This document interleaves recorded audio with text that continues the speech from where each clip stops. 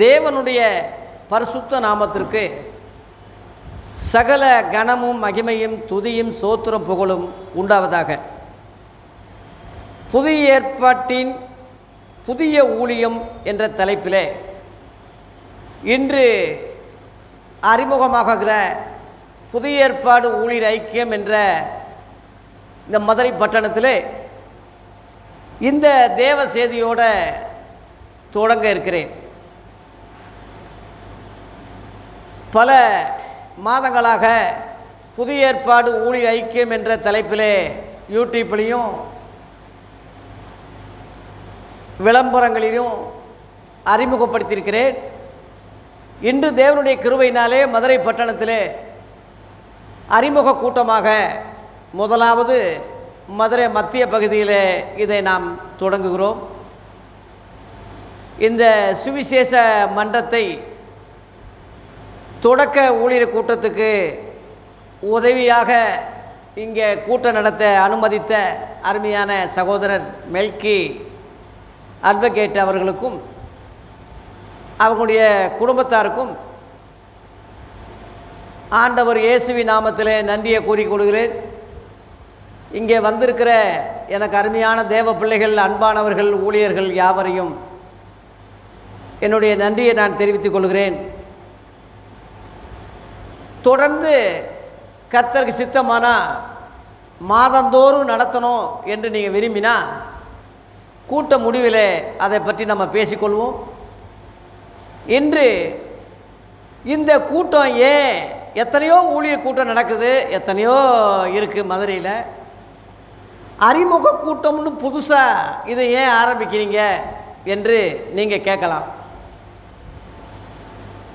அதாவது புதிய ஏற்பாடு ஊழியர் ஐக்கியம் என்ற தலைப்பிலே உலகத்தில் எங்கேயுமே ஒரு கூட்டம் நடந்ததாக இல்லை. ஊழியர் கூட்டம் நம்ம புதிய ஏற்பாடு வேதபாட வகுப்புன்னு சொல்லி யூசி பள்ளியில் மதுரையில் நம்ம பல ஏறக்குறை 2 ஆண்டு காலமாக நடத்தியிருக்கோம். அதுக்கு முன்னாடி அப்போஸ்தல அகில உலக ஊழியர் ஐக்கியம் என்று ஒரு முறையில் நானே தொடங்கி மதுரையில் பல வருஷமாக நடத்தியிருக்கோம். ஆனால் இன்று புதிய ஏற்பாடு என்ற அந்த வார்த்தையை ஏன் சேர்த்துருக்கோம் அப்படின்னு கேட்டால், பழைய ஏற்பாட்டுக்கும் புதிய ஏற்பாட்டுக்கும் வித்தியாசம் தெரியாத அளவில் மக்கள் இருப்பதுனாலே, ஊழியர்கள் இருப்பதுனாலே, இந்த பகுத்தறிவில்லாத மேப்பர்களாலே சபையும் பாதிக்கிற அளவில் இருக்குது. மேப்பன் எந்த வழியோ மந்தை அந்த வழி. ஒரு ஊழியக்காரன் 100 பேருக்கு ஏறக்குறைய 1000 பேருக்கு சமானமானவன். அந்த ஊழியக்காரன் சரியான வழியில் போனால் தான் சரியான வழியில் நடக்கும். பஸ்ஸில் சென்னைன்னு சொல்லி போர்டு போட்டு கன்னியாகுமரிக்கு போய்கிட்டு இருந்தால் எப்படி இருக்கும்? பஸ்ஸு நம்பர் சென்னை, ஆனால் போகிற ரூட்டு என்னது? கன்னியாகுமரி ரூட்டில் போய்கிட்டு இருக்கு வேகமாக. அப்போ ஒரு எப்படி இருக்கும்? குழப்பம் தானே. அந்த மாதிரி சொல்கிறது இயேசுவை, சொல்கிறது கிறிஸ்தவன் சொல்லிக்கிறது, சொல்கிறது கிறிஸ்தவ ஊழியம், கிறிஸ்தவ போதகர்னு சொல்லிக்கிறது. ஆனால் அவன் பேசுவதெல்லாம் பழைய ஏற்பாடு, பேசுவதெல்லாம் மோசே, பேசுவதெல்லாம் ஆரோன் முறை, லேவி முறை. இப்படிப்பட்ட மாறுபாடு உள்ள சத்தியங்கள் இருப்பதுனாலே சபைகள் விளங்காமல், மக்கள் புரியாமல், சபைகளில் ஒரு எழுப்புதல் இன்ன வரைக்கும் வராமல், எல்லாம் ஆதி அப்போஸ்தல காலம், ஆதி அப்போஸ்தல எழுப்புதல் வரணும் வரணும் வரணும் வரணும் நீ 24 மணி நேரம் ஜெபிச்சாலும் வராது. ஏன் வராதுன்னா, நீ சொல்கிறது ஒன்று செய்கிறது ஒன்றா இருக்க. ஆகவே இதை குறித்து தெளிவுபட மக்களுக்கு சொல்லணும் என்ற புரிதல் உண்டாகணும் என்ற அந்த நல்ல எண்ணத்தில் தான் புதிய ஏற்பாடு ஊழியர் ஐக்கியம் என்ற தலைப்பில் பல முறை யூடியூப்பில் பேசினாலும் இப்பொழுது அறிமுக கூட்டமாக என்னுடைய சொந்த மண் மதுரையில் இதை தொடங்குகிறோம். ஆகவே இந்த புதிய ஏற்பாடுன்னு சொன்னால் இப்போ பழைய ஏற்பாடு வேணாமா என்ற ஒரு கேள்வி நீங்கள் கேட்கலாம். இப்போ பழைய வருஷம் 2024 காலண்டரை எடுத்துட்டு 2025 காலண்டரை மாற்றுறோம். அப்போ அவங்க கேட்குறாங்க, அந்த வீட்டுக்காரங்க, அப்போ பழைய காலண்டர் வேணாமா? பழைய காலண்டரும் வசனம் தானே, அதுவும் கடவுளுடைய வார்த்தை தானே, அதுவும் நல்ல அருமையாக தானே இருக்குது, அதை ஏன் எடுக்கிறீங்க, இதை ஏன் மாட்டுறீங்கன்னா, ஏப்பா புது வருஷம் பிறந்துருச்சுப்பா, ஜனவரி பிறந்துருச்சுப்பா, 2025 ஜனவரின்னு வந்துருச்சுப்பா, அதனால் அது இருக்கட்டும், அது வேணாம்னு சொல்லலை, அது இருக்கட்டும், பார்த்துக்க, வசனங்கள் ஒட்டிக்க, வீட்டில் பிரேம் போட்டு வச்சுக்க, அதை நம்ம புறக்கணிக்கலப்பா. ஆனால் அதை அமுல்படுத்த முடியாது, கரண்டில் அதை வைக்க முடியாது. ஒரு தேதி கொடுக்கறதுக்கு, ஒரு தேதி சொல்கிறதுக்கு, ஒரு நாள் குறிக்கிறதுக்கு அந்த தேதியை பயன்படுத்த முடியுமா? முடியாது. ஏன்னா இது புது வருஷம் வந்துருச்சு, 2025 வந்துருச்சு, புது காலண்டரு. போன வருஷம் கிறிஸ்மஸ் ஒரு கிழமையில் வரும், இந்த வருஷம் கிறிஸ்மஸ் இன்னொரு கிழமையில் வரும், கிழமை மாறுது. டிசம்பர் 25 மாறாவிட்டாலும் கிழமை மாறுது. அந்த மாதிரி பழைய ஏற்பாடு மாற்றப்பட்டிருக்கு, நீக்கப்பட்டிருக்கு, அது உங்களுக்கே தெரியாமல் திரும்ப நீங்கள் அதையே செஞ்சுக்கிட்டு இருக்கீங்க என்றது தான் நம்ம சொல்ல வர்ற சத்தியம். நம்ம சொல்ல வர்றோம்னா, நீ என்ன அவ்வளோ பெரிய ஆளா, என்ன புதுசாக இது வரைக்கும் இல்லாத ஒரு கொள்கையை, எவனும் சொல்லாத ஒரு கொள்கையை, இத்தனை போதகர்கள் சொல்லாததை செய்யாததை நீ புதுசாக சொல்கிறதுக்கு நீ யாரா அப்படின்னா, நான் சொல்லலைப்பா, உண்மைதான், நான் யார், நான் ஒன்றும் இல்லை. ஆனால் ஆதி அப்போஸ்தலர்கள் அப்படி சொல்லியிருக்காங்க.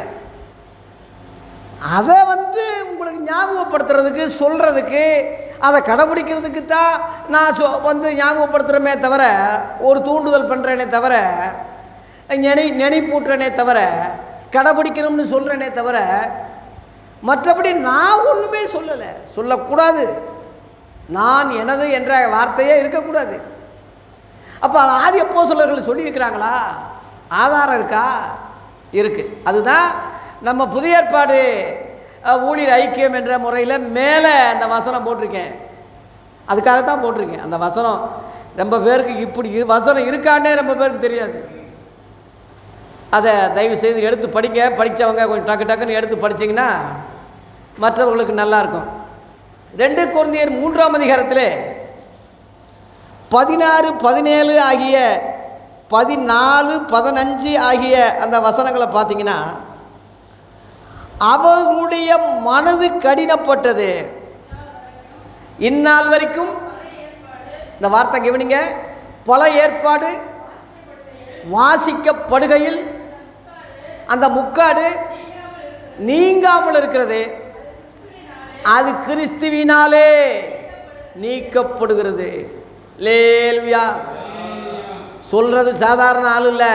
அப்போஸ்தலனாகிய பவுல் இயேசுவுக்கு அடுத்த ஒரு பெரிய ஊழியக்காரன், உலகத்தை கலக்கணவன், சும்மா சாதாரண ஆள் இல்லை. இயேசுவுக்காக இரத்த சாட்சியாய் மரிச்ச ஒரு பெரிய ஒரு தேவ மனுஷன். அவன் சொல்லிடுறது தான் நான் சொல்கிறேன். இந்த பவுல் சொல்கிறது நினைக்காதீங்க, அந்த பவுல் சொன்னதை நினைங்க. நான் கிறிஸ்துவை பின்பற்றுவது போல என்னை நீங்கள் பின்பற்றுங்கன்னு நான் சொல்ல முடியுமா? 1 கொரிந்தியர் 11ஆம் அதிகாரத்தில் அவன் சொல்லியிருக்கான். அவனைத்தான் நான் சொல்கிறேன். அவன் ஒரு கிறிஸ்தவ ஊழியக்காரன். அதுக்கு முன்னாடி பழைய ஏற்பாட்டுக்காரன், யூதன், நியாயப்பிரமாணத்திலே தேர்ச்சி பெற்ற வேதபாரகன். சும்மா சாதாரண ஆள் இல்லையா? அவனை விட ஒரு பழைய ஏற்பாடு பக்தி உனக்கு இருக்கா? அவனை விட பழைய ஏற்பாடு வெறி உனக்கு இருக்கா? கிறிஸ்தவங்களை துன்பப்படுத்தினவன், சபைகள் தோறும் கிறிஸ்தவங்களை துன்பப்படுத்தி இப்போ சபையை பாழாக்கினவன். அவன் வரலாறு தெரியுமில்ல பின்னணி. அவன் ஏகப்பட்ட அளவில் மத வெறி உள்ளவன், ஏகப்பட்ட அளவில் சபைகளை கெடுத்தவன், ஸ்தேவான் கொலைக்கு உடந்தையாக இருந்தவன். அப்பேற்பட்ட அந்த சவுல் பவுலாக்கப்பட்டு இயேசு கிறிஸ்துவுக்காக இரத்த சாட்சியாகி மரித்தான்.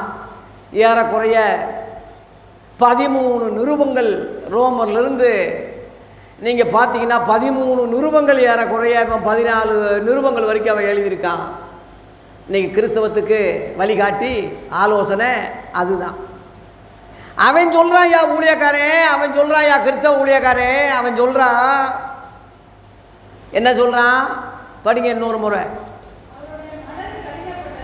இஸ்ரவேல் ஜனங்களுடைய மனது கடினப்பட்டது. இன்னைக்கு வரைக்கும் பழைய ஏற்பாடு என்ற வார்த்தை அங்கே வர்றது கவனிங்க. பழைய ஏற்பாடு வாசிக்கப்படுகையில் அந்த முக்காடு நீங்காமல் இருக்கிறது. அது கிறிஸ்துவினாலே நீக்கப்பட்டது, நீக்கப்படுகிறதுன்னே போட்டிருக்கு. அடுத்து படிங்க. தெளிவாக போட்டிருக்கு. மோசேயின் ஆகமங்கள் வாசிக்கப்படும் போது இன்னைக்கு வரைக்கும் முக்காடு இருதயத்தில் 2 கண்ணு இருக்கு, மனக்கண்கள். அந்த கண்ணில் விழுந்துருச்சு அந்த முக்காடு. அந்த அந்த அந்த அந்த கண்ணில் அந்த முக்காடு விழுந்திருக்கு. அது கிறிஸ்துவினாலே நீக்கப்படுதா? கிறிஸ்துவினாலே நீக்கியாச்சு. அது சிலுவையில் எல்லாம் முடிஞ்சதுன்னு சொல்லிட்டாரு. எல்லா சட்டத்திட்டங்களையும் உரிந்து கொண்டு சிலுவையிலே வெற்றி சிறந்தார். அல்லேலூயா. பழைய ஏற்பாடு போதுமானதாக இருந்தா, பழைய ஏற்பாடு ஊழியம் போதுமானதாக இருந்தா இயேசு கிறிஸ்து வர வேண்டிய அவசியமே இல்லை. இயேசு பிரசங்க தேவையில்லை. இயேசு ஏன் வரணும்? அதுதான் இருக்குல்ல ஏற்கனவே. இயேசு புதுசாக வந்து நான் சொல்கிறேன் இவர் சொல்ல வேண்டிய அவசியம் இல்லை. தேவ மக்களே புரிஞ்சுக்குங்க.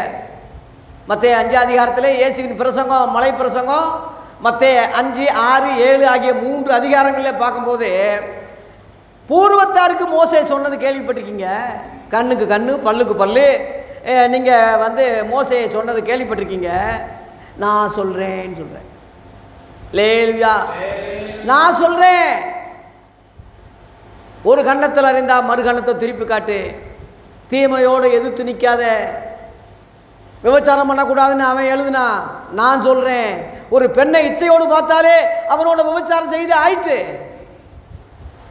ஆகவே நான் சொல்கிறேன்னு சொல்கிறது தான் புதிய ஏற்பாடு. அவங்க சொன்னாங்கன்னு சொல்கிறது பழைய ஏற்பாடு. இதை முதல் புரிஞ்சுக்கங்க. மோசே ஒரு லேவியன், இயேசு லேவியன் அல்ல, இயேசு யூதன். மாம்ச ரீதியிலேயே லேவி வம்சம்தான் பழைய ஏற்பாட்டில் ஊழியத்துக்கு நியமிக்கப்பட்டாங்க, யூதர்கள் அல்ல. ஆகவே அந்த ஊழியத்தை முற்றிலும் தலைகளாக மாற்றுவதற்கு இயேசு லேவி வம்சத்திலிருந்து வராமல் யூதா வம்சத்திலிருந்து வந்தார். அல்லேலூயா. புதுசாக வந்தார். புதுசாக ஒரு ஊழியத்தை தொடங்குறாரு. கவனிங்க, புதுசு, எல்லாமே புதுசு தான். ஆகவே தேவ பிள்ளைகளே, தேவ ஊழியர்களே, நன்றாக இந்த செய்தியை கவனிங்க. எவ்வளவோ செய்தியை கேட்டிருப்பீங்க. இந்த செய்தியை கொஞ்சம் கூர்ந்து கவனிங்க. பழைய ஏற்பாடு லேவி ஊழியம் இதே பவுல் சொல்லும் போது இதே அதிகாரத்தில் 6ஆம் வசனத்தில் என்ன சொல்கிறான்? அதாவது 7ஆம் வசனம், எழுத்துக்களினால் எழுதப்பட்டு கற்களில் பதித்திருந்த மரணத்துக்கேதுவான ஊழியத்தை செய்த மோசேயினுடைய முகத்திலே மகிமை பிரகாசம் உண்டாச்சு. அவன் என்ன ஊழியம் செஞ்சான்னு பவுல் சொல்கிறான்? மரணத்துக்கு ஏதுவான ஊழியம்னு.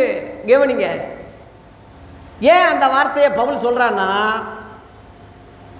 அந்த 10 கட்டளையே அவன் நியாயப்பிரமாணத்தை எவன் மீறுறானோ எல்லாத்தையும் வர வச்சு கன்ஃபார்மாக 2-3 சாட்சியை விசாரிச்சு இரக்கமே இல்லாமல் ஐயோ ஐயோ ஐயோன்னு அவன் கதற கல்லறிஞ்சு கொள்றான்னு சொல்லி கொள்ளவன்.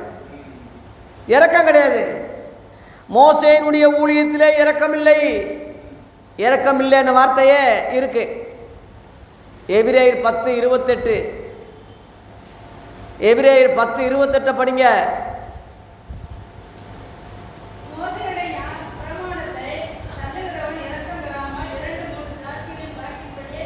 இன்னொரு தடவை பொறுமையாக படிக்குமா.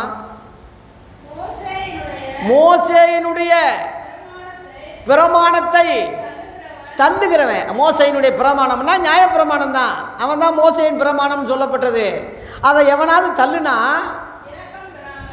இரக்கமே இல்லாமல் 2-3 சாட்சிகள் வாக்கினாலே விசாரித்து கன்ஃபார்ம் ஆகிட்டான். இறக்கமே கிடையாது. கதற கதற கதற கதற அவனை கல்லெறிஞ்சு கொண்டு கொள்வது தான். அதான் மோசேயினுடைய பிரமாணத்தின்படி கையும் மெய்யுமா பிடிக்கப்பட்ட ஒரு விபச்சார ஸ்திரியை யோவான் 8ஆம் அதிகாரத்தில் இயேசுகிட்ட கொண்டு வந்தாங்க. ஐயா, மோசேயின் பிரமாணம் கல்லெறிஞ்சு கொல்லணும்னு சொல்கிறானே, நீ என்னையா சொல்கிறேன்னு குற்றப்படுத்துறதுக்காக இயேசுவை கல்லெறிஞ்சு கொல்லு அப்படின்னா சட்டப்படி இவர் போகிறாருன்னு அர்த்தம். ஆனால் இவர்கிட்ட இறக்கம் இல்லைன்னு அர்த்தம். கொல்லக்கூடாதுன்னா மோசேயின் சட்டத்தை மீறிட்டான்னு சொல்லி இவனை சிலுவையில் அரைஞ்சு கொல்லுவோம்னான்னு சதி யோசனையில் கேட்குறாங்க. இயேசு சொல்கிறாரு, உங்களில் பாவம் இல்லாதவன் முதலாவது ஏறி கல்லறிய கடவான். ஏன்னா அவன் பாவம் செஞ்சிட்டா உண்மைதான். தண்டனை கொடுக்குறவன் ஒழுக்கமாக இருக்கணும்ல, நேர்மையாக இருக்கணும்ல. ஏன் அவன் அம்மாவோட விபச்சாரம் செஞ்சவன் என்ன செஞ்ச? அவனை தப்பிக்க விட்டாங்க. இந்த அம்மா மட்டும் பிடிச்சிட்டு வந்தான். விபச்சாரம் ஒரு ஆள் செய்கிறதில்ல, 2 பேர் சேர்ந்தாதான் ஒரு விபச்சாரம். அப்போ அவனை மட்டும் தப்பிக்க விட்டுட்டு இந்த அம்மா மட்டும் பிடிச்சி வர்றதுக்கு என்ன காரணம்? எல்லாம் துண்டக்கானா துணியக்கானன்னு ஓடிட்டான். அப்போ அந்த தண்டனையை, அந்த பாவத்துக்குரிய தண்டனையை யார் சுமப்பாங்க கொடுப்பாங்கன்னா, இயேசு தன்னைத்தானே பலியாக இரத்த சிந்தி அந்த விமோசனத்தை அவரே முன் வந்து செய்தார். அந்த ரகசியம் தான். லேலுயா. ஆகவே மரணத்துக்கு ஏதுவான ஊழியத்தை தான் மோசே செஞ்சான். யாத்திராகமம் 32:28 லேவி புத்திரர்கள்லாம் அவன் ஜாதியெல்லாம் இங்கே வாங்கடான்னு சொல்லிட்டான். இன்றைக்கெல்லாம் ஜாதி ஊழியர்கள்லாம் ஒன்று சேர்றாங்கல்ல. ஒரு பெரிய அமைப்பு இருக்குன்னா செயலாளர் ஒரே ஜாதியாக இருப்பான், பொருளாளர் ஒரே ஜாதியாக இருப்பான், தலைவர் ஒரே ஜாதியாக இருப்பான், கமிட்டியில் ஒரு 10 பேர் இருந்தால் ஒரே ஜாதி ஒரே சபையாக தான் ஒரே இடமா தாயா இருப்பான். அன்னைக்கு செஞ்சது, அவன் செஞ்ச ஊழியம் அவன் மோசையினுடையது தான் அது. லேவி புத்திரர்கள்லாம் வாருங்கள், இவன் லேவி, அதனால் லேவி புத்திரர்கள்லாம் வாங்க, எல்லாம் வந்துட்டாங்க. வந்த உடனே என்ன செஞ்சான்? பிரசங்கம் பண்ணுங்க, ஊழிஞ்சிங்கன்னு சொன்னாங்க. கத்தி எடுத்து வெட்டுங்களான்னு சொல்லிட்டான் யூதர்களை. ஏறக்குறைய 3000 பேர் செத்தாங்க. 3000 பேர் கொன்னா. அந்த வசனத்தை படிங்க. லேவியின் புத்திரர் மோசேயினுடைய சொல்லின்படியே செய்தாங்க. என்ன செஞ்சாங்க? அந்த நாளில் ஜனங்கள்ல ஏறக்குறைய 3000 பேர் விழுந்தாயா, வெட்டி கொண்டாயா. ஏன் என்ன குற்றம் செஞ்சாங்கன்னு கேட்டால், ஆடல் பாடல் குத்து நடனம் கும்பாங்குத்து ஆடினாங்களாம், கண்ணுக்குட்டியை வச்சு கும்பிட்டாங்களாம் ஐயா. இவன் சொல்கிற குற்றச்சாட்டு அதான் மோசையினுடைய ஊழியம். தான் 3000 பேர் கொன்னது. இயேசுவின் ஊழியம் 3000 பேர் ரட்சிக்கப்பட்டது. அப்போஸ்தலர் 2ஆம் அதிகாரத்தில் ஏறக்குறைய அதே யூதர்கள் 3000 பேர் ரட்சிக்கப்பட்டார்கள். இயேசுவின் ஊழியம் ரட்சிக்கப்பட்டது 3000 பேர். மோசேயினுடைய 3000 பேர் கொன்னான். அதான் இங்கே பவுல் சொல்கிறான், மரணத்துக்கு ஏதுவான ஊழியம்னு சொல்கிறான். என்ன ஊழியம்? மரணத்துக்கு ஏதுவான ஊழியம். அந்த ஊழியம் வேற, இயேசு தொடங்கின ஊழியம் வேற. இயேசு தொடங்கின ஊழியம் தான் புதுசு, முற்றிலும் புதுசியா, முற்றிலும் புதுசு. தயவு செய்து புரிஞ்சுக்க. நீ புதிய வருஷத்தில் நீ 2025 காலண்டரை போட்டுட்டு பழைய வருஷத்துலேயும் தேதி கொடுப்பேன், பழைய 2024லையும் நான் இந்த தேதியில் வர்றேன் மீட்டிங், இந்த தேதியில் நோட்டீஸ் அடி, இந்த தேதியில் நான் வீடு பிரதிஷ்டை பண்ணு, நீ பழைய வருஷத்தையும் நான் கடைப்பிடிப்பேன்னா உன்னை மெண்டல் ஆஸ்பத்திரியில் சேர்க்கறத தவிர வேறு என்னடா உன்னை செய்ய முடியும்? அது பழைய வருஷம்ப்பா, முடிஞ்சிருச்சு. எல்லாம் முடிந்ததுன்னு சொன்னார்ல, முடிஞ்சிச்சு. வச்சுக்க, முடிஞ்சிச்சு. ஒரு வண்டியில் போகிற, பின்கண்ணாடி முன்கண்ணாடி இருக்கு, பின்கண்ணாடியில் நீ பார்த்துக்கலாம், போக முடியாது, போகக்கூடாது. முன்கண்ணாடி இதான் நீ பார்க்கணும், போகணும். அந்த முன்கண்ணாடி புதிய ஏற்பாடு, பின்கண்ணாடி பழைய ஏற்பாடு. நீ பார்த்துக்கலாம், ஆனால் அதன்படி செய்யக்கூடாது, செய்ய முடியாது. ஏன்னா நியாயப்பிரமாணம் யூதர்களுக்கு இஸ்ரேல் ஜனங்களுக்கு தான் கொடுக்கப்பட்டதே தவிர புறஜாதிகளுக்கு அல்ல. ரோமர் 2:14 போட்டிருக்கு. நியாயப்பிரமாணம் இல்லாத புறஜாதிகள் அப்படி போட்டிருக்கு. நியாயப்பிரமாணம் இஸ்ரவேல் ஜனங்களுக்கு மாத்திரம் கொடுக்கப்பட்டது. யாத்திராகமம் 23 அதிகாரத்தில் இஸ்ரவேலே கேள், உன் தேவனாகி கர்த்தர் ஒருவரே கர்த்தர், என்னை அன்றி உனக்கு வேறே தேவர்கள். அந்த இஸ்ரவேல் மக்களுக்கு தான் அது கொடுக்கப்பட்டதே தவிர புறஜாதிகளுக்கு அல்ல. ஏன் இன்னைக்கு நீ தமிழ்நாட்டில் இருக்கிறவன், கேரளாவில் இருக்கிறவன், ஆந்திராவில் இருக்கிறவன், சென்னையில் இருக்கிறவன், உலகத்தில் எந்த நாடுகளில் இருந்துட்டு போ, நீ யூதனா, நீ இஸ்ரவேலனா? இஸ்ரவேலை போட்டு அடிச்சுக்கிட்டு இருக்கான், சண்டை போட்டுக்கிட்டு இருக்கான், அவன் தாண்டா இஸ்ரவேலு, அவன் தாண்டா யூதன், அவனுக்கு தான் நியாயப்பிரமாணம் கொடுக்கப்பட்டிருக்கு. இன்றைக்கி உலகத்தில் உள்ள 99% புறஜாதி தான். புறஜாதிகளுக்கு நியாயப்பிரமாணம் கிடையாது. இதை முதல் விளங்க. உனக்கு துப்பு இருக்கா? பெரிய டாக்டரு, ரெவரண்டு, ரெட்டு, பிஷப்பு, உன்னை எதை வச்சுடா உன்னை அடிக்கிறது? நீ கெடுத்து மக்களையும் கெடுத்து இத்தனை நூற்றாண்டு மக்களை ஏமாற்றி கெடுத்து நாசம் பண்ணி வச்சிருக்க. உன் வயிறு தான் உனக்கு தெய்வம், உன் பாரம்பரியம் தான் உனக்கு முக்கியம். எவனோ சொல்லி கொடுத்த ஆளுதான் உனக்கு முக்கியமே தவிர கர்த்தர் உனக்கு முக்கியம் இல்லை, இயேசு உனக்கு முக்கியம் இல்லை. அப்படின்னா தான் ஆராய்ச்சி பண்ணியிருக்கேன். இத்தனை வருஷம் என் நிறுவனங்களை ஏன் படிக்காமல் இருக்கீங்க? இத்தனை வருஷம் ஏன் சொல்லிக் கொடுக்காம இருக்கீங்க? ஏன் உனக்கே விளங்காமல் ஏண்டா இருக்கு? விளங்கினாலும் அதை மறைச்சி பொய் சொல்லி ஏமாற்றி அதை மறைக்கத்தான் நீ நினைக்கிறியே தவிர என்னை மாதிரி எளிய ஊழிய சத்தியத்தை சொன்னால் ஊக்கப்படுத்துறது இல்லை, உற்சாகப்படுத்துறது இல்லை, விளம்பரப்படுத்துறது இல்லை, தூக்கி எடுத்து சத்தியத்தை சொல்கிறான்னு சொல்லி தூக்கி நீ மேடையில் நிறுத்துறது இல்லை. நீ என்ன ஜாதி வெறி பிடிச்சவன், நீ மத வெறி பிடிச்சவன், நீ என்னையா கருத்தவன்? வேதனையாக இருக்கு, வேதனையோடு சொல்கிறேன். ஆகவே தேவ பிள்ளைகளே, பழைய ஏற்பாடு முக்காடு இயேசுவால நீக்கப்பட்டது. அதான் இன்னைக்கு கூட்டத்தினுடைய ஒரு காரியம். உன் சபையில் அது நீக்கப்பட்டிருக்கா? உன்கிட்ட அது நீக்கப்பட்டிருக்கா? உன் உபதேசத்தில் நீக்கப்பட்டிருக்கா? இல்லையே. வாயை திறந்தா மாறணும் மோசே, அவன் வந்தா இவன் வந்தா, வாயை திறந்தா 24 மணி நேரம் ரெகபோத்துன்னு ஒருத்தன் ஊழிய வச்சிருக்கான், வாயிலேயே வரமாட்டாங்குது. என்னென்னமோ அரபியர்கள் பேர், முஸ்லீம்ங்க பேர்கள்லாம் வச்சுக்கிட்டு கிறிஸ்தவம்னு சொல்றியாடா? எப்படிடா எழுப்புதல் வரும்? எப்படி வரும்? வராது. எழுப்புதல் எப்படி வராது? ஆதி அப்போஸ்தலர் 1ஆம் நூற்றாண்டுக்கு உங்களை கூப்பிடுறேன். மாற்றிடுவதிலிருந்து பிரிஞ்ச ஸ்தாபனங்கள், உபதேசங்கள், கற்பனைகள், கதைகள், மனுஷனுடைய பாரம்பரியங்கள், பட்டங்கள், சட்டங்கள், திட்டங்கள், உபதேசங்கள் வீட்டு குப்பையில் போடுங்க. நீங்கள் யாரை யாரை சொல்கிறீங்களோ அவங்கெல்லாம் ஸ்தாபனத்தில் உள்ளவங்க. எங்கள் முன்னோர்கள் இப்படி சொன்னாங்க, எங்கள் தலைவர் இப்படி சொன்னாங்க, எங்கள் பிஷப்பு, எங்கள் இவன் அவன்னு துருத்தி தோலை சொல்கிறீங்களே, இவன் முழுவதும் ஸ்தாபனத்துக்கு உட்பட்டவங்க தான்ப்பா. 1ஆம் நூற்றாண்டில் உட்பட்டவர்கள் அல்ல. 1ஆம் அப்போஸ்தலர், ஆதி அப்போஸ்தலர்களுக்கு கட்டுப்பட்டவங்க அல்ல. இவங்கெல்லாம் வேற. ஆனால் கிறிஸ்தவ பேரால அவருடைய பேரை வச்சுக்கிட்டு உலகத்தையும் கலக்கிக்கிட்டு எல்லாத்தையும் கலந்து மண்ணையும் சோத்தையும் சேர்த்து சாப்பிட்ற கும்பலுது. நானும் உங்களில் ஒரு ஆளால் தான் இருந்தேன், தெரியல. என் கண்ணை கர்த்தர் திறந்தார், சொல்லாமல் இருக்க முடியல, சொல்லிக்கிட்டு இருக்கேன். இப்போ இதுதான் உண்மை, இதுதான் சத்தியம். இன்னைக்கு எழுப்புதல் வரணும்னா 1ஆம் நூற்றாண்டுக்கு வாங்க, ஆதி அப்போஸ்தலர் சபைக்கு வாங்க. அதுதான் நான் இப்போ சொல்கிறேனே தவிர எனக்குன்னு ஒரு சபையை நான் ஏற்படுத்தலை, ஸ்தாபனம் ஏற்படுத்தலை, எனக்குன்னு ஒரு தலைமை ஏற்படுத்தலை, நான் தலைவரும் கிடையாது, நான் ஒன்றும் கிடையாது.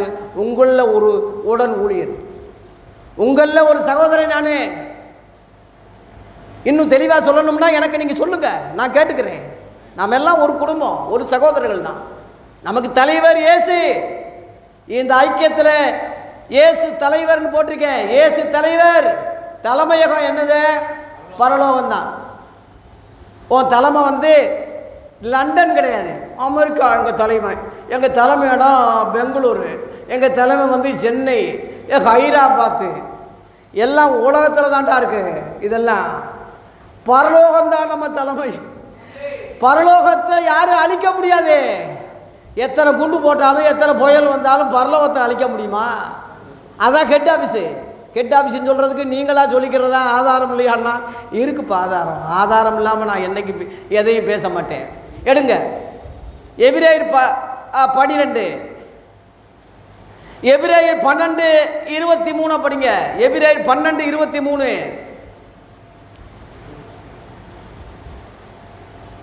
எபிரேயர் 12:23 பரலோகத்தில் கவனிங்க, பரலோகத்தில் பேரு எழுதியிருக்கிற முதல் பேரானவர்களின் சர்வ சங்கம், சங்கம் அதான் ஐக்கியம் கூட்டணின்னு சொல்கிறது. சங்கம், சர்வ சங்கம். நீ இங்கே ஒரு போர்டை போட்டுக்கிட்டு இதுதான் சர்வ சங்கம்னா எப்படிதான் நாங்கள் ஏற்றுக்கிற முடியும்? சர்வ சங்கம் பரலோகத்தில் இருக்கு. சர்வ சங்கம் கூட்டமைப்பு அதான். அப்புறம் அந்த சபை அங்கே தான் இருக்கு. சர்வ சங்க சபை அங்கே தான் இருக்கு. ஹெட் ஆஃபீஸ் சபை, தலைமை சபை அதுதான். பூமியில் தலைமை சபை கிடையாது. யாவருக்கும் நியாயாதிபதியாகிய தேவனிடத்திற்கும் பூரணராக்கப்பட்ட நீதிமான்களுடைய ஆவிகளிடத்திற்கும் புது உடன்படிக்கையின் மத்தியஸ்தராகிய இயேசுவின் இடத்திற்கும் ஆபேலுடைய ரத்தம் பேசினதை பார்க்கலாம் நன்மையானதை பேசுகிற ரத்தமாகிய தெளிக்கப்படும் இடத்துக்கும் வந்து சேர்ந்தீர்கள். நம்ம சேர்ற இடம் எது? பரலோகம். ஏன்னா அங்கே இயேசு கிறிஸ்துவின் ரத்தம் இருக்கு, அங்கே தேவன் இருக்காரு, பூர்ணமாக்கப்பட்ட பரிசுத்தவான்கள் அங்கே இருக்கு, எல்லா ரட்சிக்கப்பட்டவங்க பேரெல்லாம் அங்கே தான் எழுதியிருக்கு. சர்வ சங்கம் அங்கே தான் இருக்கு, சபை அங்கே தான் இருக்கு. இத்தனை இருக்கிறதுனால அது தலைமையகம்னு சொல்கிறோம் நம்ம. அல்லேலூயா. ஆகவே இந்த பூமியில் உள்ள எவனையும் எந்த சபையும் தலைமையாகவோ தலைமை இடமாகவோ தலைவராகவோ ஹெட்டாகவோ பெருசாகவோ தயவு செய்து இனிமேலும் நினைக்காத. இது வரைக்கும் நீ நினைச்சது தொலைஞ்சு போட்டோம், உன்னை ஆண்டவர் மன்னிப்பார். இனிமேல நினைக்காத, இனி நினைக்காத. இனி உனக்கு தலைவர் இயேசு, தலைமை இடம் பரலோகம். மாத்திக்க, தோசையை திருப்பி போட்ட மாதிரி அப்படியே திருப்பி மாத்திக்க. உன்னைய இந்த உலகத்தில் எவனும் உனக்கு பிஷப்பு கிடையாது, இயேசு ஒருவர் தான் பிஷப்பு. பிஷப்புனா பேராயர்னு அர்த்தம். இன்னைக்கு எவன் பேராயராக இருக்கான் அவனுக்கு சொல்லுங்க பார்ப்போம். தொப்பியை வச்சுக்கிட்டு ஒரு நாயை கம்பை அடிக்கிற மாதிரி 2 கம்புகளை வச்சு தொந்தியை போட்டுட்டா அவன் பிஷப்பா? ஒரு பெரிய சிலுவையை போட்டு பேராயர்னு சொல்கிறதுக்கு தகுதி இயேசுவுக்கு தான், தவிர வேற எந்த மனுஷ பிறவிக்கு சொல்லக்கூடாது. நான் என்ன எதிரியா எனக்கு? ஏன் அவன் கோபம் வருது எனக்கு? இயேசுவின் இடத்துல எவனாவது நிற்கக்கூடாதுன்னு சொல்கிறேன். அந்த இடத்த எவனும் வகிக்கக்கூடாது. அவர் பேரை யாரும் தயிர்க்கக்கூடாது, அவருக்கு சமமாக்கக்கூடாது. அவருக்கு சமமாக்கி அவனுக்கு மேலே ஆக்கினவன் தானே பிசாசி. அதுக்கு தானே தள்ளப்பட்டான், அதுக்கு தானே பிசாசியா சபிச்சு தள்ளப்பட்டான். நீ பிசாசியா போறியா? உன் மேலே உள்ள அன்பினாலே பாசத்தினாலே சொல்கிறேன் ஐயா, நீ பெசப்பா இருந்துட்டு போ, எனக்கு என்ன குறை? நீ அழிவு நாசமாக போயிடக்கூடாது என்பதுக்கு உன் மேலே உள்ள பாசத்தில் தான் சொல்கிறேனே தவிர போராமையினால் அல்ல. இயேசு பிஷப்பு, பேராயர் இயேசு ஒருவர் தான். எபிரேயர் 13:20 போட்டிருக்கு, ஆடுகளின் பெரிய மேப்பராகிய இயேசு கிறிஸ்து போட்டிருக்கு. ஆடுகளின் பெரிய மேப்பர் அவர் தான், பெரிய மேப்பர் தான் பேராயர்னு சொல்றது. 1 பேதுரு 5:4 அப்பேற்பட்ட முதன்மையானவன் பேதுருவே சொல்றான், பிரதான மேப்பர் வரும்போது வாடாத கிரீடத்தை பெறுவீர்கள். லேலுயா. பிரதான மேப்பர்ந்து அந்த முதன்மையா நியமிக்கப்பட்ட அந்த ஊழியக்காரனே பேதுருவே பிரதான மேப்பர்னு சொன்னது யார? இயேசு கிறிஸ்துவதான். சிதறுண்ட ஆடுகளைப் போல இருந்தீர்கள், இப்பொழுது கண்காணியவரிடத்தில் திருப்பப்பட்டிருக்கீங்கன்னு சொல்லி அந்த கண்காணிப்பாளர் தான் பிஷப்னு சொல்றான். அந்த கண்காணிப்பாளர்னு பேதுரு யாரை சொல்றான்? இயேசுவை தான் சொல்றான். ஆகவே உனக்கு கண்காணிப்பர், உனக்கு பிஷப்பு இயேசு கிறிஸ்து. தயவு செய்து புரிஞ்சுக்குங்க. அந்த 1ஆம் நூற்றாண்டில் ஆதி அப்போஸ்தலர் சொன்னதான் நான் சொல்கிறேன். நானா ஒன்றும் சொல்லலை, சொல்லக்கூடாது. நானா ஏன் சொல்லணும்? அவங்க சொன்னதை ஞாபகப்படுத்துகிறேன். ஆதாரத்தோடு உன் கையில் உள்ள ஆதாரம் இல்லாட்ட கிழிச்சு போட்டுறத அழிச்சிரு அந்த வசனத்தை கடைப்பிடிக்கலைன்னா.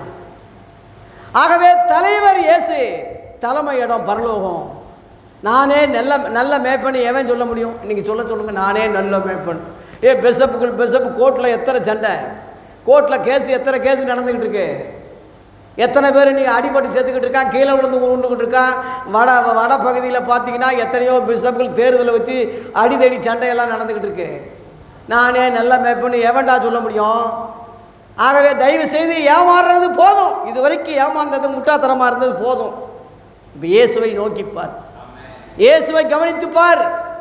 அவர் தான் தலைவர், அவர் தான் பிஷப்பு, அவர் தான் நமக்கு ரெவரண்டு, அவர் தான் நமக்கு நல்ல போதகர், அவர் தான் நமக்கு எல்லாமே, அவர் தான். அல்லேலூயா. ஆகவே இயேசு ஏற்படுத்தினது எல்லாம் புதுசு. அவர் தான் நமக்கு வழிகாட்டி இயேசு தான். இன்னைக்குள்ள நாதாரிகள் அல்ல, இன்னைக்குள்ள எவனும் கிடையாதுன்னு சொல்கிறேன், என்னையும் சேர்த்து சொல்கிறேன், எவனும் கிடையாது. இயேசு தான் வழிகாட்டி. அதனால தான் நானும் ஒரு வழின்னு சொல்லாமல் நானே வழின்னு சொன்னேன். அல்லேலூயா. எத்தனையோ வழியில் நானும் ஒரு வழியப்பா சொல்லலை. நானே வழியும், நானே சத்தியமும், நானே எப்படி இருக்கேன்? உயிருள்ள ஜீவன், உயிருள்ளவனாக இருக்கேன். மறுத்தேன், உண்மைதான். ஆனால் சதாகாலம் நான் உயிரோடையே இருக்கேன்னு சொல்கிறாரு. எவனாவது எந்த பெசப்பாவது சொல்ல, எத்தனை பெசப்பு செத்துருக்கான்? உயிர்த்திருந்தானா? நான் உயிரோடு இருக்கேன்னு சொன்னானா? பாலாசிலாரி ஒரு நாய் சொன்னான், நான் தான் கிறிஸ்து, நான் தான் கிருஷ்ணன், நான் தான் உயிரோடு வரப்போகிறேன். இன்ன வரைக்கும் முக்கோடெல்லாம் கல்லறை இருக்குது. நான் தான் சொன்னவன் நாசமாக போனான். ஒரு மனுஷ பிறவி இயேசுவை ஸ்தானத்தை வகிக்க கூடாது, தேவனை போல உட்காரக்கூடாது, தன்னைத்தான் தேவன் சொல்லக்கூடாது. அப்படி சொல்றவன் அந்தி கிறிஸ்து தான் சொல்லி 2 தெசலோனிக்கேயர் 2ஆம் அதிகாரத்தில் இருக்கே தவிர, நீ அந்தி கிறிஸ்துவா மாறாத பிஷப்பே, உன் பேரை மாற்றிக்க, நீ அந்த பதவியிலிருந்து விலகு. நீ என்ன டாக்டர் எம்பிபிஎஸ் படிச்சியா இல்லை ஊசி போட்டு கொடுக்குறியா? என்ன டாக்டரு? ரெவரண்ட் என்ன? ரெவரண்ட் என்னடா உனக்கு பட்டம்? அப்போஸ்தலன் சொல்கிறதே ஒரு பட்டம் தான். அது தேவன் கொடுக்குற பட்டம். நாமளாக எடுத்துக்கிற கூடாது, நாமளாக போட்டுக்கிற கூடாது. எனக்கு நிறையா சிஎஸ்ஐ போதகராக இருந்தவன் இதே மதுரை ஜார்ஜ் ஆலயத்தில் என்னை கேட்டு பாருங்கள். 5 வருஷமாக நாங்கள் உதவி போதகராக இருந்தேன். ஏகப்பட்ட படிப்பு, இறையில் கல்லூரியில் படித்து 2 டாக்டர் பட்டம் வாங்கியிருக்கேன். நிறைய எம்ஏ வரலாறு படிச்சிருக்கேன் அண்ணாமலை யூனிவர்சிட்டியில். ஏகப்பட்ட பட்டங்கள் இருக்குப்பா. எனக்கு வெளியே சொல்கிறதுக்கே வெக்கமாக இருக்குப்பா அந்த பட்டங்கள்லாம். நான் ஒரு உதவி உங்களோட நானும் ஒரு சேர்ந்த ஊழியக்காரன். அப்பேற்பட்ட யோவான் சாணங்கிட்ட நீ யாருன்னு கேட்டால் அவன் சொல்கிறான், நான் வார்த்தை காத்துன்னு சொல்கிறான். நான் ஒன்றும் கிடையாது. அவர் வார இயேசு கிறிஸ்துடைய செருப்பை வார அவுக்கிறதுக்கு உனக்கு என்ன இல்லை அவன் தான் என் ஊழியக்காரன். அவர் பெருகணும் நான் சிறுகணும்னு சொல்கிறானே, அவன் தான் என் ஊழியக்காரன், அவன் தான் தேவ ஊழியக்காரன். ஆகவே பழைய ஏற்பாடு இருக்கட்டும், வரலாறு இருக்கட்டும், படிச்சுக்க செஞ்சிக்க. ஆனால் அது உன் ஊழியம் அல்ல, அது கிறிஸ்தவ ஊழியம் அல்ல. மோசே ஒரு கிறிஸ்தவன் கிடையாது, அவன் யூதன், அவன் லேவியன், கிறிஸ்தவன் கிடையாது. பழைய ஏற்பாட்டில் எவனும் கிறிஸ்தவன் கிடையாது. கிறிஸ்தவன் வந்ததே எப்போ? அப்போஸ்தலர் 11:26. நீ படிக்கலையா? படிக்கலையா? நீ முதன்னு வார்த்தை இருக்கே, அது படிக்கலையா? நீ உன் கண்ணு அவிஞ்சாடா போச்சு, முட்டா பையன், உன் கண்ணு அவிஞ்சா போச்சு. படுற அதில் போட்டிருக்கு, இயேசுவின் சீசர்களுக்கு முத அந்தியோயாவில் கிறிஸ்தவர்கள் என்ற பெயர் வழங்கிட்டு, முத இயேசுவின் சீசர்களுக்கு தான் கிறிஸ்தவன் பேர் வந்துச்சே தவிர யூதர்களுக்கு வரல. யூதர்கள் இயேசு கிறிஸ்துவின் சீசர்கள் என்று அழைக்கப்படலை. அவன் வாயாலே சொன்னான். யோவான் 9:28 அவனே சொன்னான், நாங்கள் மோசேயின் சீசர்கள்னு சொன்னாங்க. அவங்களே சொன்னாங்க. அந்த குருடனை பார்த்து அவருக்கு சீசராக மனதுண்டோ அப்படின்னு அந்த குருடன் கேட்குறான். திரும்ப கேட்குறியா அவரை? அந்த குருடன் கேட்கும்போது அவன் சொல்கிறான், யூதர்கள் சொல்கிறாங்க, நீ தாண்டா அவன் சீசன், நாங்கள் யார்? மோசே அவங்களே சொன்னாங்க, மோசேன் சீசர்கள் இயேசுவின் சீசர்கள் அல்ல, இயேசுவின் சீசர்கள் அல்லாதவன் கிறிஸ்துவேன்னு பெயர் வரல. அதனால் பழைய ஏற்பாட்டுக்காரன் ஒருத்தனும் கிறிஸ்தவன் அல்ல என்பதை புரிஞ்சுக்கங்க. இன்றைக்கி கிறிஸ்தவனாக இருக்கிற எவனும் அவனை கடைப்பிடிக்கக்கூடாது. அவனை மாதிரியா, கோல் மாடலா, முன்மாதிரியா, உதாரணமாக அவனுக்கு நீ சொல்லிக்கிட்டு தெரியக்கூடாது. மாற்றிக்க உன்னைய. இத்தனை கூட்டம் நடத்துறீங்களே, எவனுக்காவது அறிவு இல்லை, எவனுக்காவது புத்தி இல்லை. இந்த எளிய ஊழியக்காரன் கத்திக்கிட்டு இருக்கேன், கழுத மாதிரி கத்திக்கிட்டு இருக்கேன். இது நான் சொல்லி தான் உனக்கு புரியணுமா? உனக்கு அறிவே இல்லையா? அழகு தமிழில் நல்ல அருமையாக எழுதியிருக்க, உனக்கு படிப்பும் இல்லையா, அழகும் இல்லையா? நீ மெண்டலா முட்டா பையனே, உன் கண்கள் பிசாசி அடைச்சிருக்கான். 2 கொரிந்தியர் 4:4 இப்பிரபஞ்சத்தின் தேவனான பிசாசானவன் இந்த சுவிசேஷத்தை அறியாதபடி மனக்கண்களை குருடாக்கிட்டானே போட்டிருக்கு. இங்கே போட்டிருக்கு, நீ குருட்டு நிலைமையில் இருக்க. உன் குருட்டு நிலைமையிலிருந்து விடுதலையாக்கத்தான் இயேசு வந்தார். குருடர்களுக்கு ஆண்டவர் விடுதலை கொடுத்தாருன்னா சரீரத்தில் உள்ள குருடர்களுக்கு மாத்திரமல்ல, ஆவிக்குரிய குருடர்களுக்கும் அந்த கண் இருக்கு, அதிலிருந்து விடுதலை கொடுத்துருக்காரு. இப்போ எனக்கு கொடுத்துருக்காரு, நான் பேசுகிறேன். உனக்கு கொடுத்துருக்காரா? நீ முட்டா பையனை இன்னும் குருட்ட நாயாக தானே இருக்க. உனக்கு எப்படிடா சபையை நடத்த முடியும்? நீ எப்படி மக்களுக்கு என்னத்தை நீ சொல்ல முடியும்? நீ இது வரைக்கும் சொல்லி நீ எழுப்புதல் உண்டாக்கியிருக்க? இத்தனை நூற்றாண்டு கெடுத்து நாசம் பண்ணி கிறிஸ்தவ மக்களை புறஜாதியிலிருந்து கிறிஸ்தவங்களாக வந்தவங்களை யூதர்களாக மாற்றிக்கிட்டு இருக்க, இஸ்ரேல் ஜனங்களாக மாற்றிக்கிட்டு இருக்க, பழைய ஏற்பாட்டையே சொல்லிக்கிட்டு அவங்களை நீ யூதர்களை போல மாற்றிக்கிட்டு இருக்கிற பெரிய தப்பு அபாயம் பண்ணிக்கிட்டு இருக்க. நீ கிறிஸ்தவனா மாற்றாவிட்டாலும் பரவாயில்ல, யூதனா மாற்றிக்கிட்டு இருக்க. நீ கிறிஸ்தவனா மாற்றுறதுக்கு புதிய ஏற்பாடை சொல்லிக் கொடு. இயேசு என்ன சொன்னாரோ அதை சொல்லிக் கொடு. அப்போஸ்தலர்கள் என்ன சொல்லியிருக்காங்க அதை சொல்லிக் கொடு.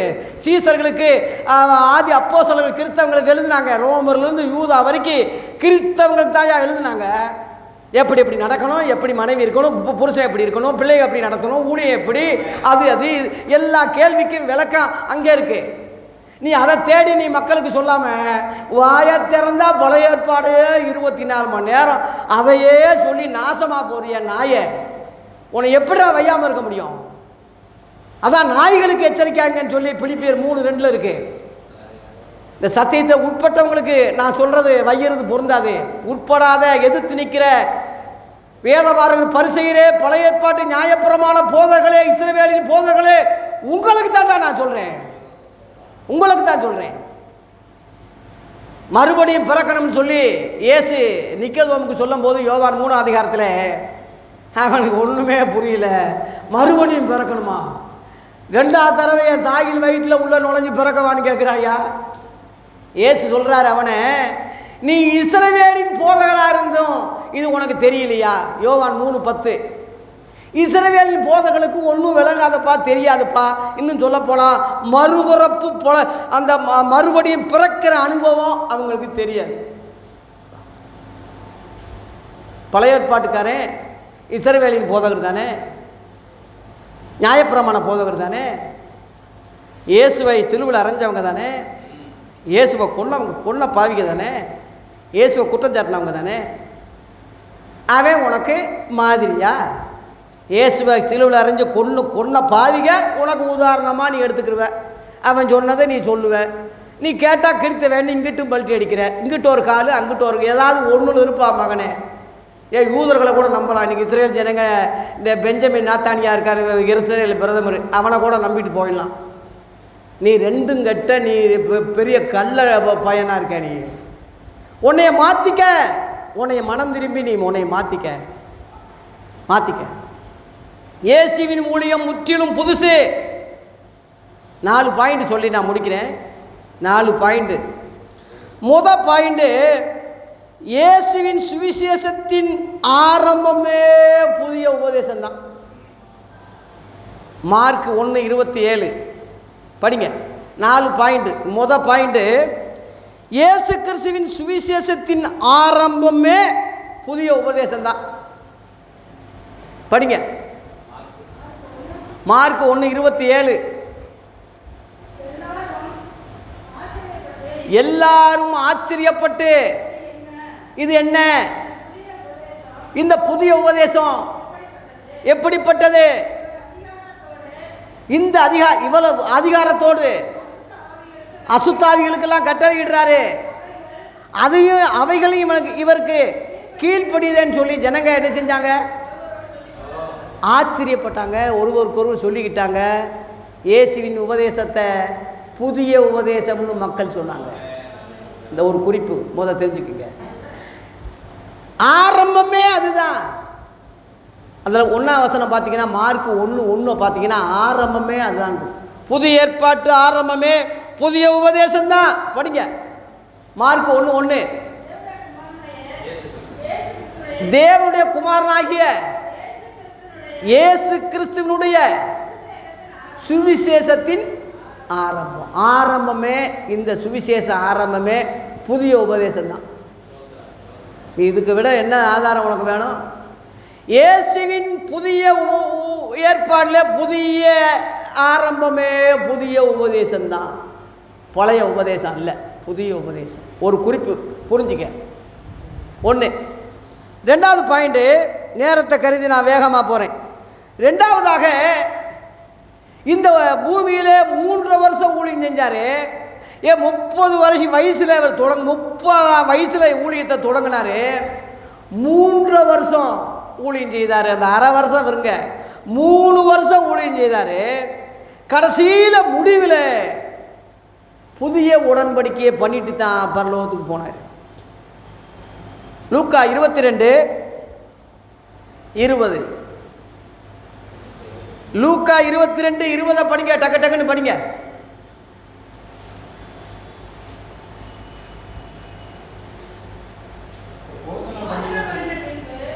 போஜனை பண்ணின பின்பு அவர் அந்தப்படியே, இயேசு அந்தப்படியே பாத்திரத்தை கொடுத்து, இந்த பாத்திரம் உங்களுக்காக சிந்தப்படுகிற என்னுடைய இரத்தத்தினாலாகிய பொது உடன்படிக்கையாக இருக்கிறது, என்னை நினைவு கூறும்படி. இந்த ராபோதனத்தை திருவிருந்துன்னு மாற்றிட்ட, நற்கரணேன்னு மாற்றிட்ட. மாற்றிட்டு தொலைஞ்சாலும் நினைவு கூறுறியா? என்ன நினைவு கூறுற? என்ன நினைவு கூறுற? புது உடன்படிக்கை நினைவு கூறுறியா? புது உடன்படிக்கைன்னு சொன்னார், அது நினைவு இருக்கா உனக்கு? புது உடன்படிக்கைன்னு சொன்னால் அது அர்த்தம் என்ன? பழைய உடன்படிக்கை இருக்குன்னு அர்த்தம், அது அமுலில் இல்லைன்னு அர்த்தம். பழைய உடன்படிக்கை அமுலில் இருந்தால் புதிய உடன்படிக்கை அவர் ஏற்படுத்த வேண்டிய அவசியம் இல்லையே.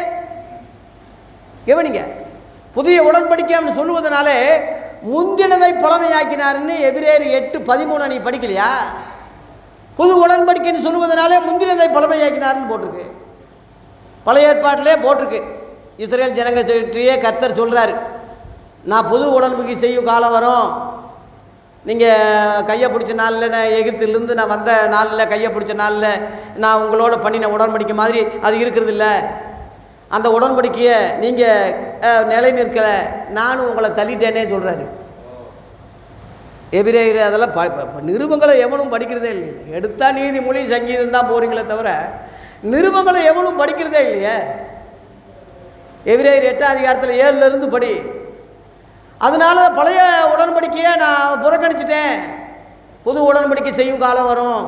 அதுதான் இயேசு கிறிஸ்துவின் காலத்தில் அதே யூதர்களோட புது உடன்படிக்கை இயேசு சொல்கிறாரு.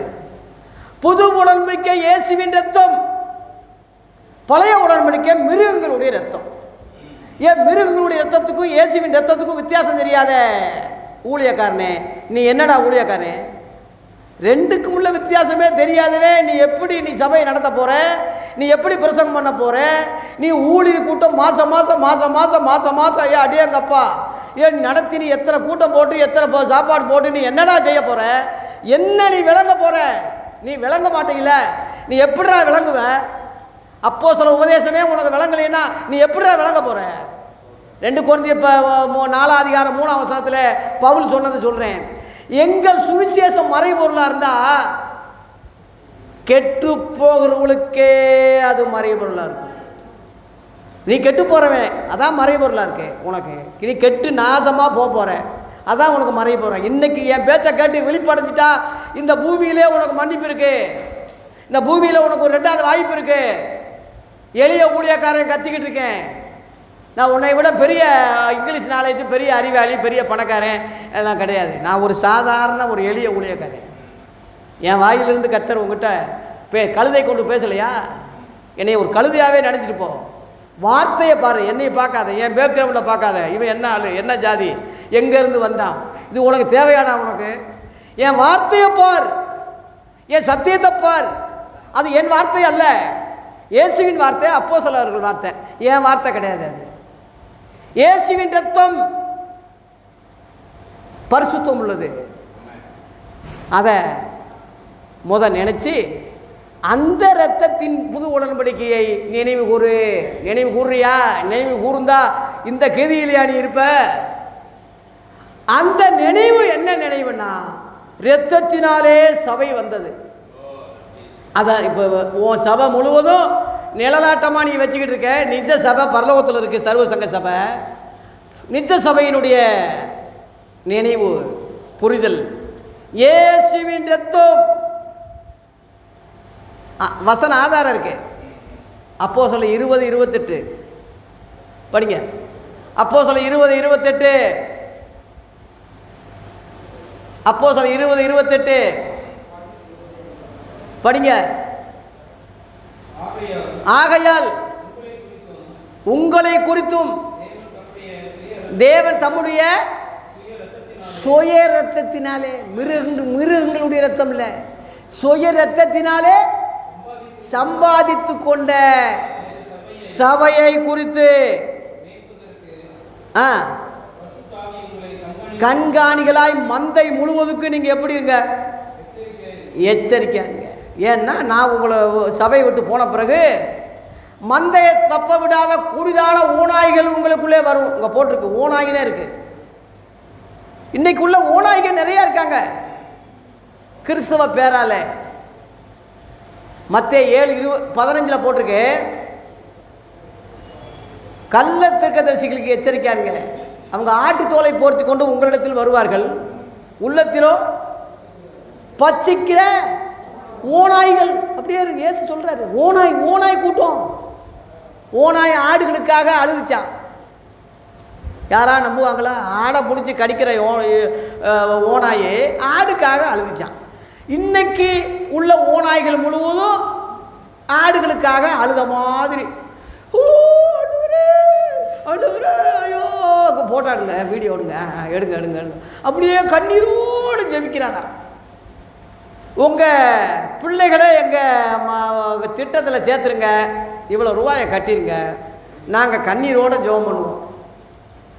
ஏண்டா உன் பிள்ளைக்கு அவன் கண்ணீர் விட மாட்டாங்கிறான்.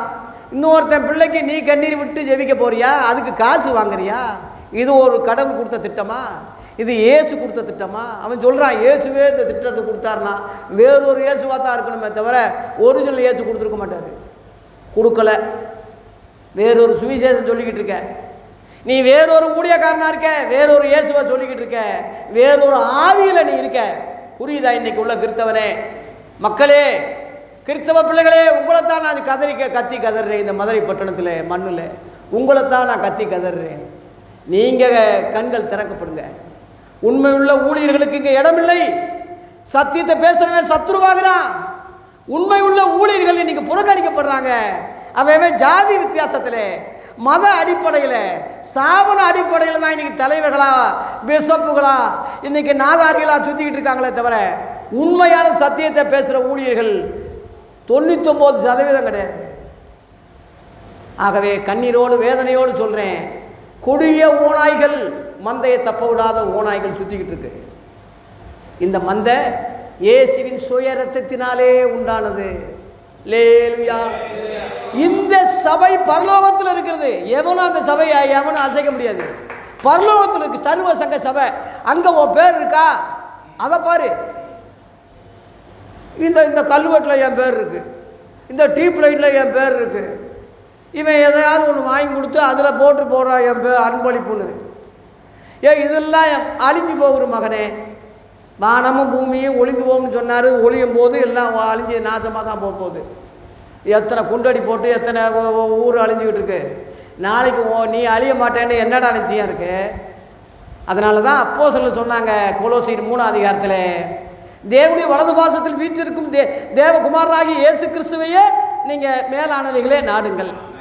பூமியில் உள்ளவைகள் அல்ல, இங்கே போட்டிருக்கு, பூமியில் உள்ளவைகள் அல்ல, மேலானவைகளையே நாடுங்கள். அந்த மேலானது பரலோகம் தானே, அங்கே தானே உன் சபை உன் பேர் இருக்கணும். லூக்கா 10:20 போட்டிருக்கு, பிசாசி ஓடுது, நோய் சுகமாகுதுன்னு சந்தோஷப்படாத மகனே, உங்கள் நாமங்கள் பரலோகத்தில் எழுதுவதற்காக சந்தோஷப்படுங்கன்னு சொன்னார். லேலுயா. இந்த நிச்சயம் இருக்கா? உன் சபையில் உன் பேர் இருக்கு, அது நிச்சயம் இருக்கு. உனக்கு பரலோகத்தில் உன் பேர் இருக்கா? அந்த நிச்சயம் உனக்கு இங்கேயே வரணும். இருக்கா? இருக்கான்னு தான் கேட்குறேன். ஆகவே புது உடன்படிக்கை என்று சொல்லும் போதே முந்தினதை பழமையாக்கிட்டார். புது வருஷம்னு சொல்லும் போதே பழைய வருஷம் அமுலில் இல்லை என்பதை தயவு செய்து புரிஞ்சுக்கிங்க. இந்த புது உடன்படிக்கை ஊழியர் தான் கிறிஸ்தவ ஊழியம், அதான் புதிய ஏற்பாட்டு ஊழியம்.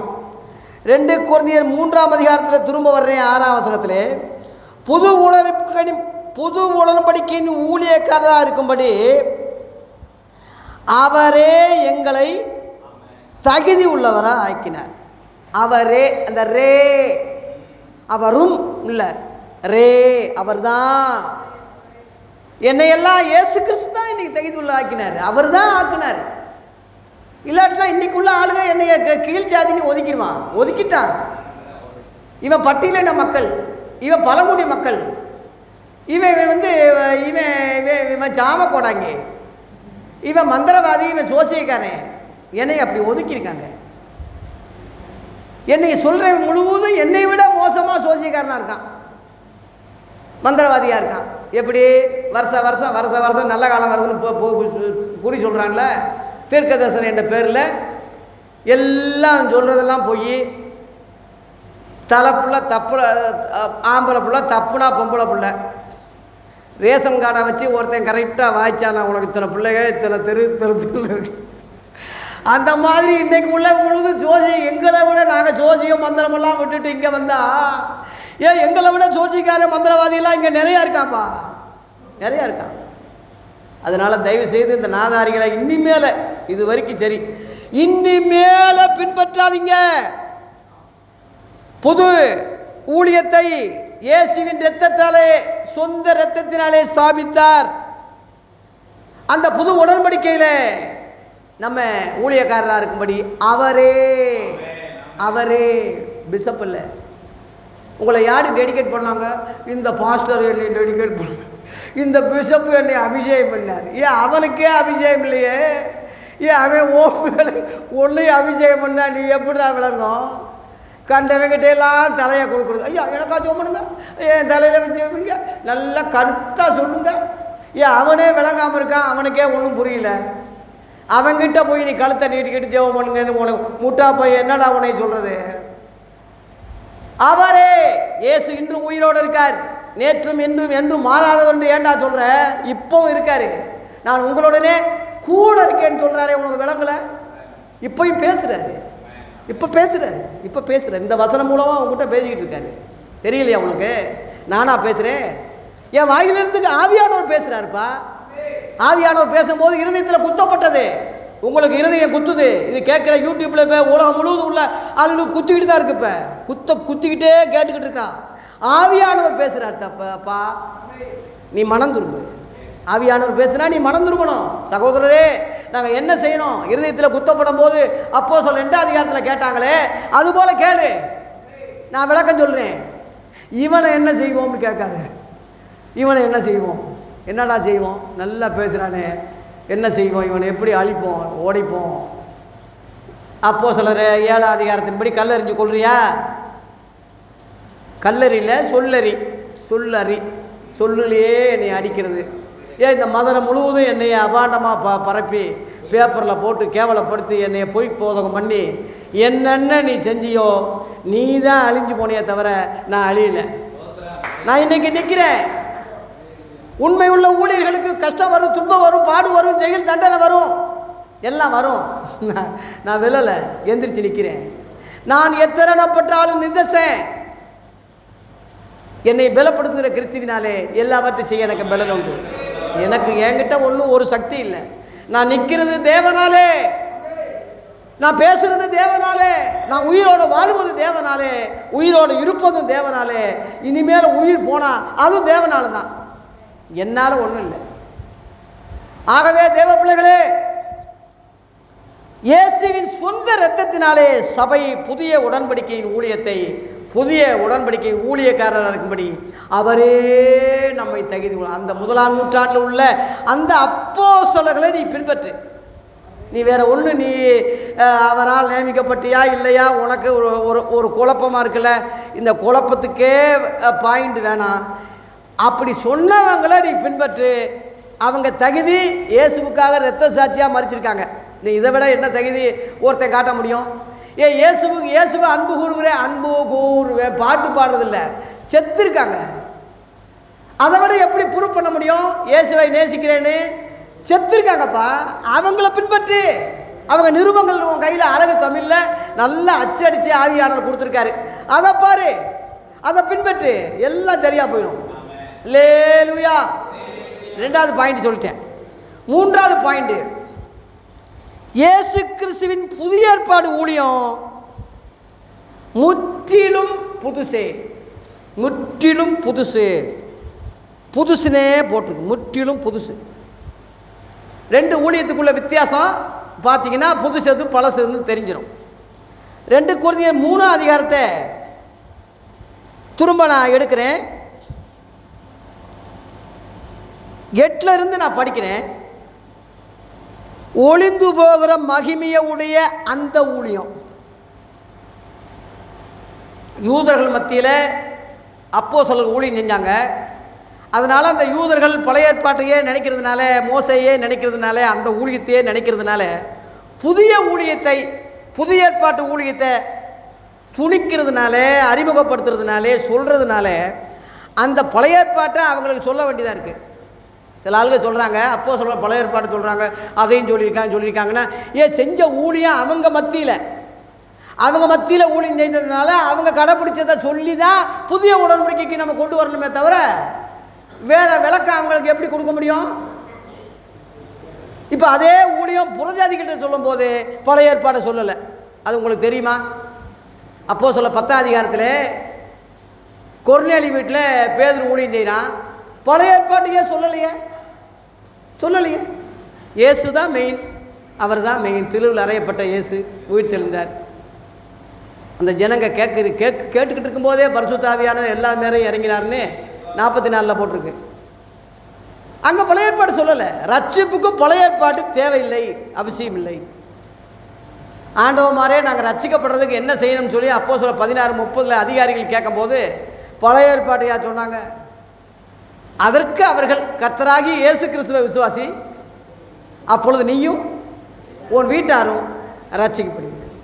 பழைய ஏற்பாடு ரட்சிப்புக்கு தேவையில்லை, இயேசுவை தேவகுமார்னு விசுவாசி, அவ்வளோதான். அப்பொழுது இயேசு பழைய ஏற்பாட்டில் வராதனால, இயேசு பழைய ஏற்பாட்டில் பிறக்காதனால பழைய ஏற்பாட்டுக்காரன் எவனும் ரட்சிக்கப்படலை, எவனும் இயேசுவை தெரியாது, அவன் மறுபிறப்பும் கிடையாது, அவன் ஒன்றுமே ஒரு அளவும் கிடையாது.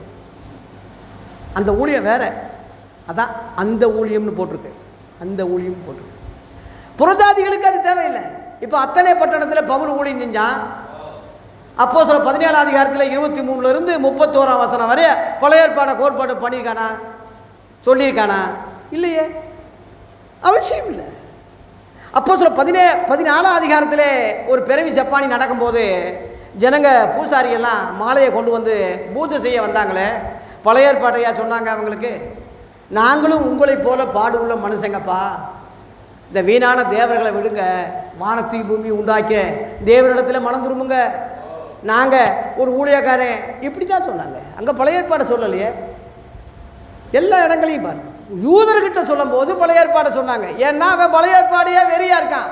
இப்போ உங்களை மாதிரி இப்போ நீங்கள் எல்லாம் யூதர்கள் கிடையாது, அப்படி உங்களை ஆக்கி வச்சுருக்கான். அதனால தான் பழைய ஏற்பாடு வெறியாக இருக்கீங்க. மோசேன்னா கோவம் வருது, தாவீதுன்னு சொன்னால் உனக்கு என்னடா, தாவீதுக்கு உனக்கு என்ன, தாவீதை சொன்னால் உனக்கு கோவம் வருது என்ன? அப்படி உங்களை ஆக்கி வச்சுருக்கான், அப்படி உங்களை உருவாக்கி வச்சுருக்கான். இன்னும் நிறைய பேச வேண்டியதுக்கு டைம் இல்லை. ஆகவே புதிய ஊழியம் இயேசு தொடங்கினார், பழைய ஊழியம் அல்ல. அந்த ஊழியம் வேற, இந்த ஊழியம் வேற.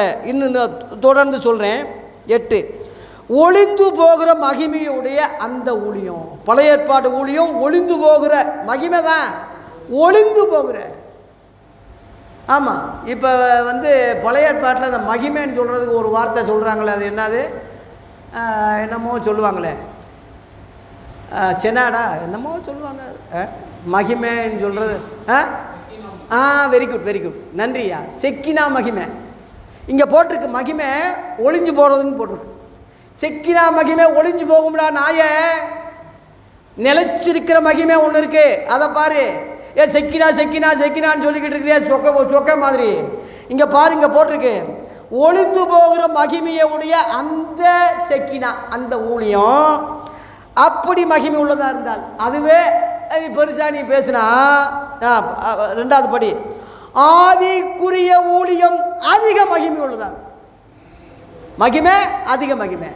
செக்கினா மகிமைன்னா அதை விட மகிமை இங்கே இருக்குப்பா. அங்கே செக்கினா விட்டு இங்கே வா, இங்கே இந்த மகிமையை தேடு. செக்கினா எதுக்குடா உனக்கு? நீ யாரா நீ கிறிஸ்தவனா யூதனா? உன்னை அப்படி ஆக்கி வச்சிருக்கான். கோபம் வரக்கூடாது உனக்கு, மனம் திரும்பு, இதோட திருந்திக்க. உன்னை உன் போர்டை மாற்று, உன் ஊழியத்தை மாற்று, உன் பிரசங்கத்தை மாற்று. செக்கினா பேரை எடு. ரெகபோத்துன்னு சொல்கிறியா, வாயிலேயே வரல. ஏன்டா வச்சு ரெகபோத்துனா உனக்கு என்ன சம்மந்தம் இருக்கு? என்னென்னமோ நாய் பேர், ரூபான்னு ஒருத்தன் பேர் பாருங்க, பேரே ரூபான்னு வச்சுருக்கான். ரூபாய் எத்தனையோ பேர் ரூபா கேட்குறாங்க, இவன் பேரே ரூபான்னு வச்சுருக்கான். இன்னொருத்தன் லேவி ஊழியம்னு வச்சுருக்கான். ஒருத்தன் அவன் தான் கும்மாங்குத்து ஆடி இப்போ உள்ளே கிடக்குறது. லேவியிலே ஆசாரியர்களை இவன் பின்பற்ற எப்படிடா விளங்குவோம்? ராஜாக்களாக லேவி, இவங்க தான் நமக்கு தலைவரா? நம்ம லேவியரா? நம்ம புது உடன்படிக்கையின் ஊழியக்காரப்பா, லேவியர் அல்ல. இயேசுவே ஒரு லேவியர் இல்லையே, நீ லேவி ஊழியத்தை எப்படிடா சொல்கிற? இயேசுவை பின்பற்றணுமா? இயேசுவே ஒரு லேவியர் இல்லையே. உன் கணக்குப்படி பார்த்தா குழப்பமாக இருக்குல்ல. திருந்திரு, மனம் திரும்பிரு. இன்னையோட ஒரு முடிவு உனக்கு உண்டாகட்டும். இந்த மதுரை பட்டணத்தில் ஒரு எழுப்புதல் இன்னையிலிருந்து ஏற்படட்டும், இந்த ஊழியத்திலிருந்து ஏற்படட்டும். 9, ஆக்கினி தீர்ப்பு கொடுக்கும் ஊழியம் மகிமையுள்ளதாக இருந்தா. மகிமை மகிமை மகிமை மகிமை, அடேங்கப்பா எவ்வளவோ மகிமை சொல்றீல.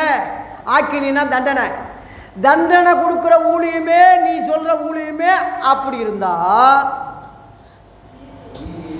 நீதியை கொடுக்கும் ஊழியம் அதிக மகிமையுள்ளதா இருக்குமே. அந்த அதிக மகிமைக்கு வாப்பானுதாப்பா நான் உன்னை அழைக்கிறேன். நீ அதுலேயே நின்றுக்கிட்டு இருக்கே பாவம். நீ புறஜாதி, நீ யூதனும் இல்லை, நீ இஸ்ரவேலும் கிடையாது, நீ கன்றாவி. நீ அங்கே ஏன்டா அவனை தூக்கி பிடிக்கிற? அவன் உனக்கு யாரு? அவன் இன்னைக்கு இஸ்ரேல் தேசத்தில் போய் நான் ஒரு பாஸ்டரு, நான் ஊழியக்காரன்னு நீ சொல்லு, உன்னை ஏற்றுக்குருவானான்னு பார்க்குறேன். உன்னை ஏற்றுக்கிற மாட்டான். அவன் ஜாதியிலிருந்தே யூதர்களாக இருந்தவன் நிறைய பேர் கிறிஸ்தவன் ஆகியிருக்கான். அவனையே அவன் ஏற்றுக்கிறல. யூத கிறிஸ்தவன்னு ஒதுக்கிட்டானே, உன்னை எப்படிடா ஏற்றுக்குருவான்? நீ புறஜாதியை உன்னை எப்படிடா ஏற்றுக்குருவான்? இந்து இந்து இந்து இந்து மாநாடு இந்து இந்துன்னு சொல்கிறானே, ஏன் பட்டியலில் மக்களை நீ கோயிலுக்குள்ளே ஏன் விடு? வெளியே இருந்து தான் அவன் சாமி கும்பிடணுமா? கோவர தரிசனம் கோடி புண்ணியமா அவன் சொல்கிறது. பெரியார் சொல்கிறாரு, கோவரம் பார்த்து கும்பிட்டே கோடி புண்ணியம்னா உள்ளே போனான், உள்ளே போய் கும்பிட்டா நிறையா புண்ணியம்ல கிடைக்கும். உள்ளே விழுங்கப்பா. ஒரு நாய் பேய், ஒரு பன்னி, நாய், குதிரை, எருமை மாடெல்லாம் அந்த வீதியில் நடக்கலாம். ஏன் மனுஷ பிறவி நடக்கக்கூடாதா? ஏன் திருவதாங்க ஊரில் கேரளாவில் ஒரு அநியாயம் நடந்துச்சு. வைக்கம் போராட்டம், பெரியார் போய் ஜெயிச்சு ஜெயிலில் இருந்து அதை ஜெயிச்சார். பெண்கள் மாறாப்பு போடக்கூடாது, சனாதன சட்டம், சனாதன திட்டம். இன்றைக்கி முருக மாநாடு மதுரையில். எதுக்கு எடுத்தாலும் எவன் எடுத்தாலும் மதுரையில் தான்ப்பா வர்றான். அரசியல் நடத்துகிறானா, அரசியல் தொடங்குறானா, சினிமா படம் ஓடுதா, அது எல்லாம் மதுரை தான். ஏதோ இந்த மதுரையை குறித்து ஒரு திட்டம் கர்த்தர் வச்சுருக்காரு. நான் கூட சென்னையில் தான் இந்த ஊழியம் ஆரம்பிக்கலாம்னு நினச்சிக்கிட்டு இருந்தேன். என்னை ஆண்டவர் தடுத்து அங்கே இந்த போர்டு துணியை தொங்க விடாமல் செஞ்சு இங்கே தொங்க வச்சுருக்காரு.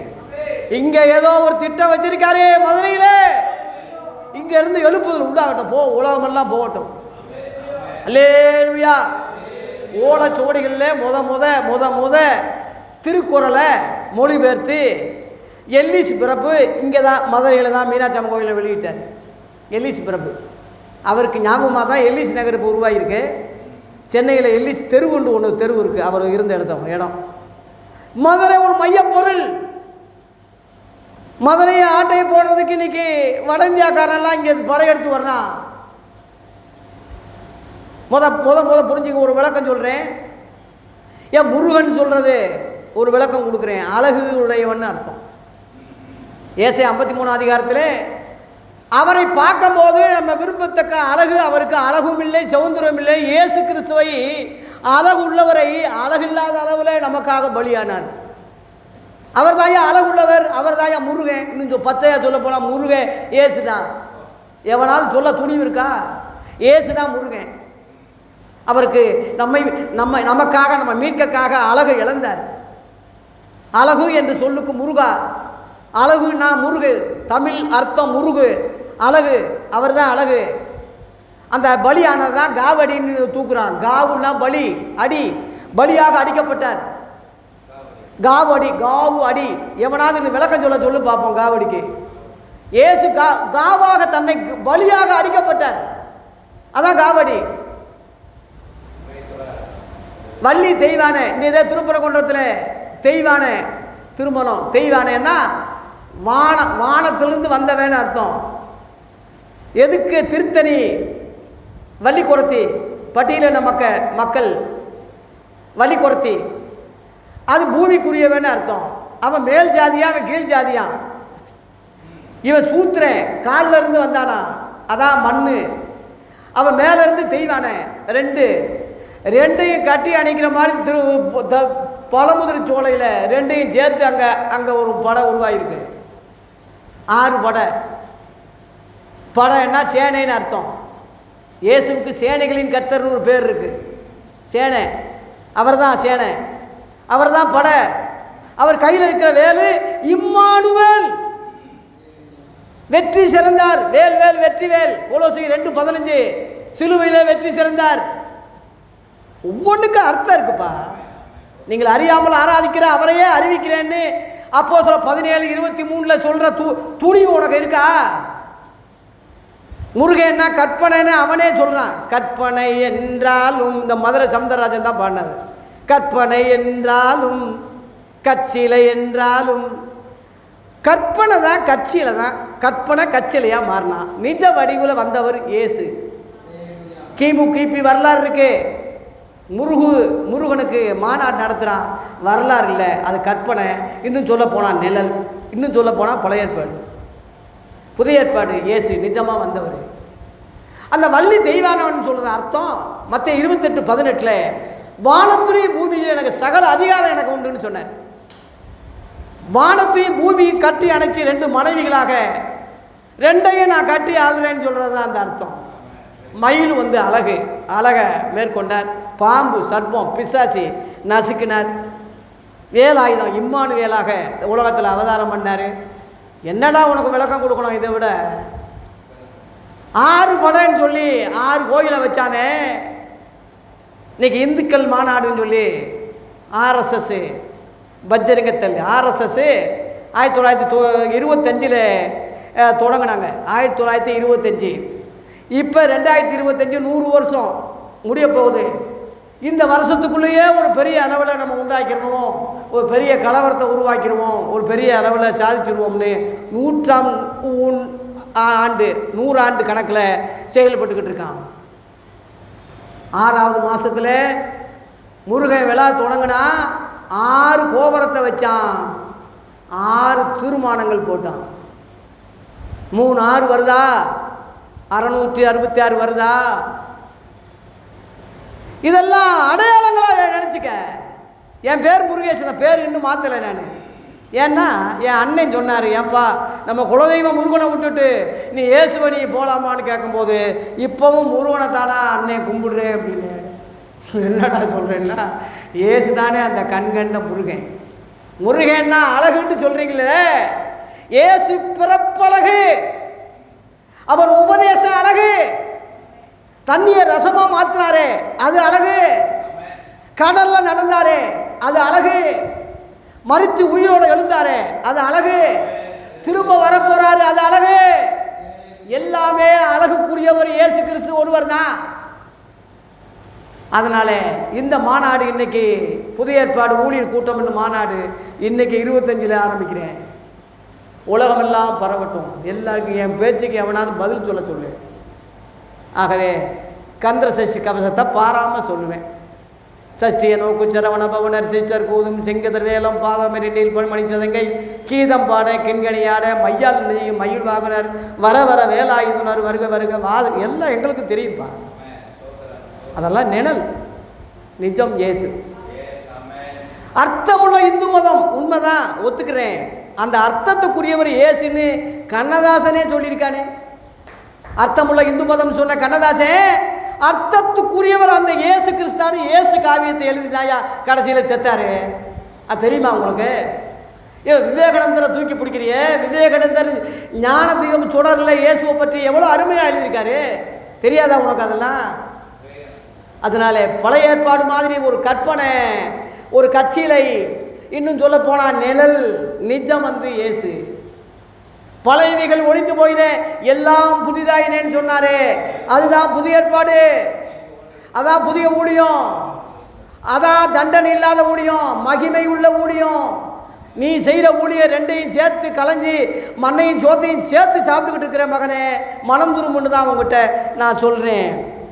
இன்னும் சொல்ல போனா கவனிங்க, 10ஆம் வசனம் 2 கொரிந்தியர் 3:10, இப்படியாக மகிமைப்பட்டிருந்த அந்த ஊழியம் செக்கினா அது அந்த மகிமை ஊழியம் இந்த ஊழியத்துக்கு உண்டாயிருக்கிற சிறந்த மகிமைக்கு முன்பாக செக்கினா அல்ல, செக்கினா மகிமை இல்லை. புரிஞ்சுக்க, உன்னை அப்படி சொன்னாதான் உரைக்கும். அதுக்கு தாண்டா சொல்கிறேன் இதை. செக்கினா இந்த போர்டு எடு, அது பழைய ஏற்பாடு ஊழியம், அது செக்கினா. புதிய ஏற்பாடு ஊழியம் அதிக மகிமை. நீ அதிக மகிமைக்கு வர்றியா, நீ இருக்கிறதுலே போதும்னு இருக்கிறியா? அது ஊழியம் இல்லைப்பா, அது யூதர்கள் ஊழியம், லேவி ஊழியம்ப்பா. இயேசுவே ஒரு லேவியர் இல்லைப்பா, வாப்பா. அந்த ஊழியம் வேறு, இந்த ஊழியம் வேறு. பாருங்க, அந்த ஊழியம் இந்த ஊழியம். 10ஆம் வசனம் திரும்ப பாருங்க, இப்படியாக மகிமைப்பட்டிருந்த அந்த ஊழியம் இந்த ஊழியத்துக்கு உண்டா இருக்கிற சிறந்த மகிமைக்கு முன்பாக அந்த ஊழியம் இந்த ஊழியம் இருக்க. நீ எந்த ஊழியம் செய்கிற? ரெண்டுலேயும் ஊழியம் செய்ய. 2 எஜமான்களுக்கு ஊழியம் செய்ய ஒருவனாலும் கூடாதுன்னு சொல்லிட்டாரே மத்தேயு 6:24. நீ அங்கிட்ட ஒரு கால் வைக்கிற, இங்கிட்ட ஒரு கால் வைக்கிறிய, அது நல்லதா உனக்கு? ஏதாவது ஒன்றில் வைப்பா கால். பழைய ஏற்பாடு ஊழியக்காரனாவே இருந்துட்டு தொலை, அதுலேயாவது இரு. இல்லை இதில் இங்கிட்ட இல்லை, 2லையும் கால் வைக்கிற. அந்த ஊழியம் இருக்கு, அந்த ஊழியமா? இல்லை இந்த ஊழியமா? நீ எந்த ஊழியம் செய்யல? அரசாங்க வேலை செய்யறான்னா எந்த டிபார்ட்மெண்ட் கேட்கறது இல்லையா? குப்பை அல்றவன் கூட அரசாங்க வேலை தான் சொல்கிறான்.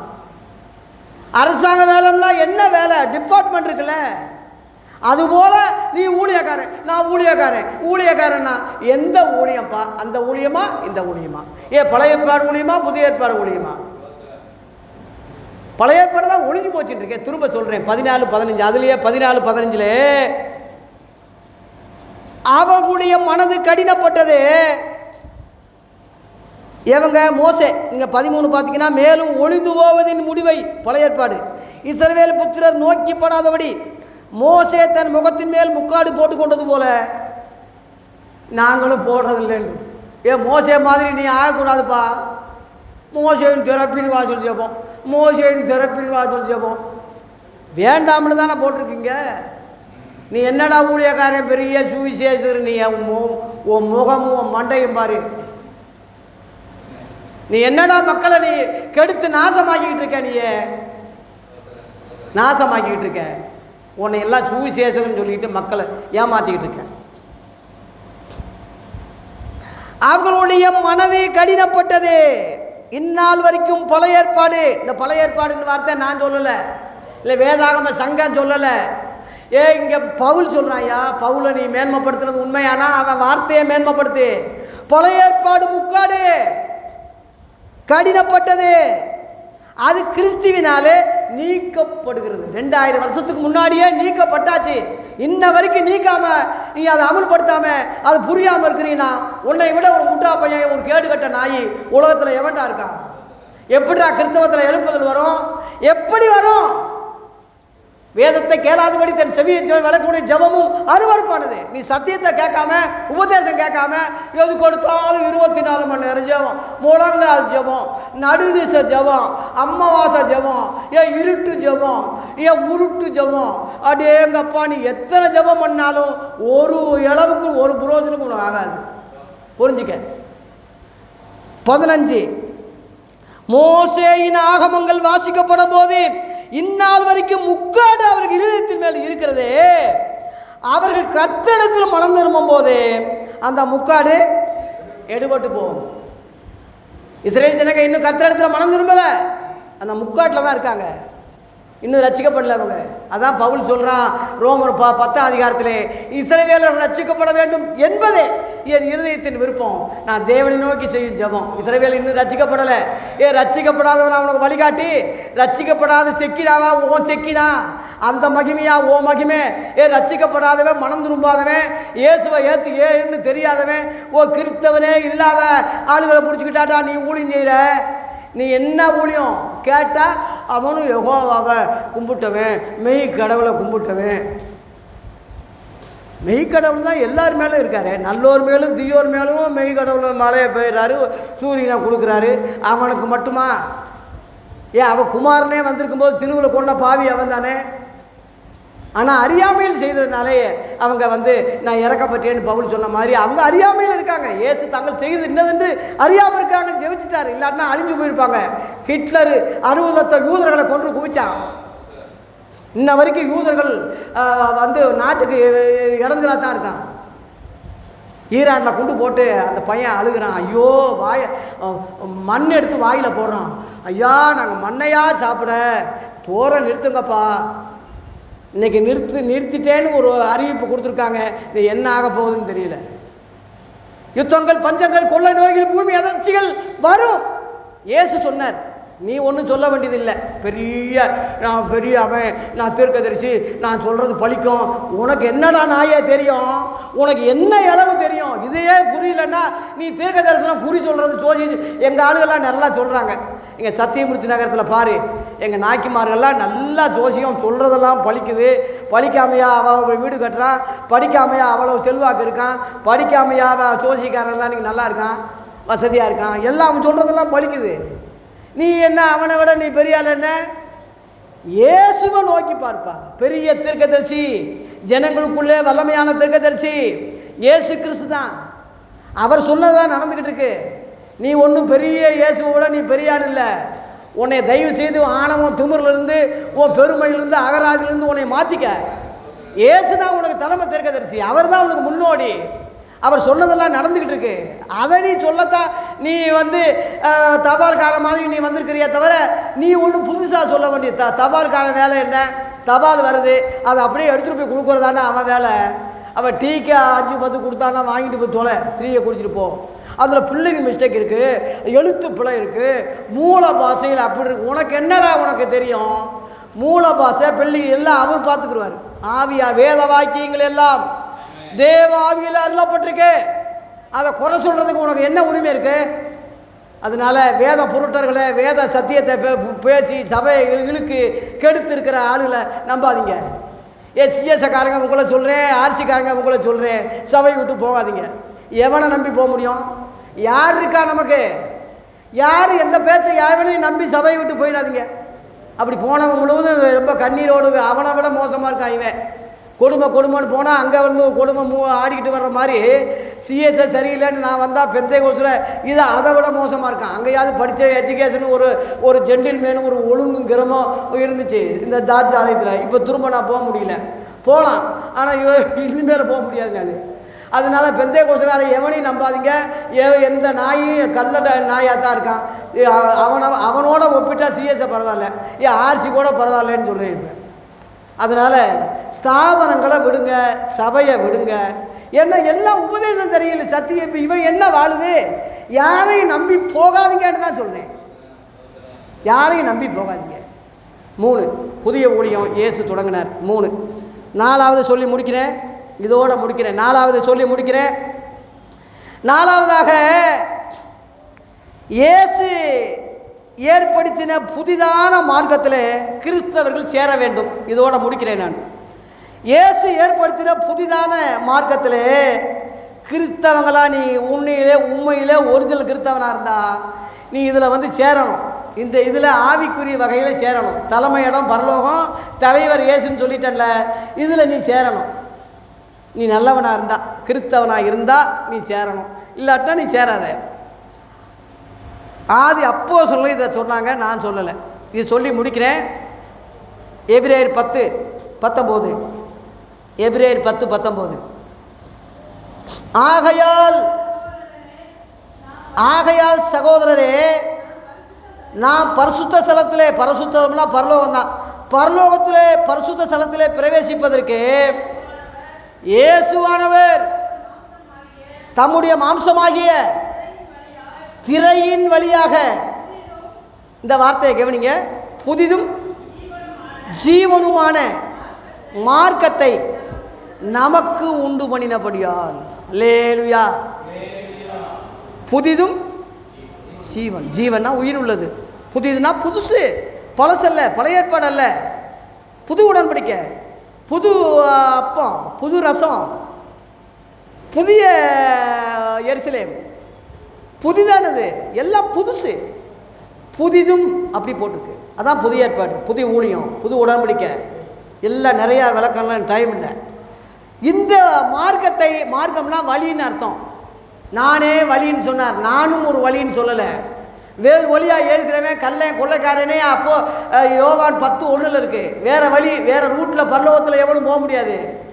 பரிசுத்த ஸ்தலத்தை போகிறதுக்கு இயேசுவே வழி, அவரே சத்தியம், அவரே ஜீவன். புரிஞ்சிக்க, இந்த சத்தியத்தை புரிஞ்சிக்க. நமக்குன்னு சொல்கிறது கிறித்தவன், யூதன் அல்ல, கிறித்தவன். நமக்கு உண்டு பண்ணினபடியால், நமக்குன்னா கிறித்தவன். புரிஞ்சிக்க, இதை புரிஞ்சிக்க. அப்புறம் அந்த மார்க்கத்தின் வழியாக 20 பிரவேசிப்பதற்கு அவருடைய இரத்தத்தினாலே நமக்கு தைரியம் உண்டா இருக்கிறபடினாலும், நமக்குன்னா கிறித்தவன். இயேசுவின் இரத்தத்தினாலே தைரியம் உண்டாயிருக்கு.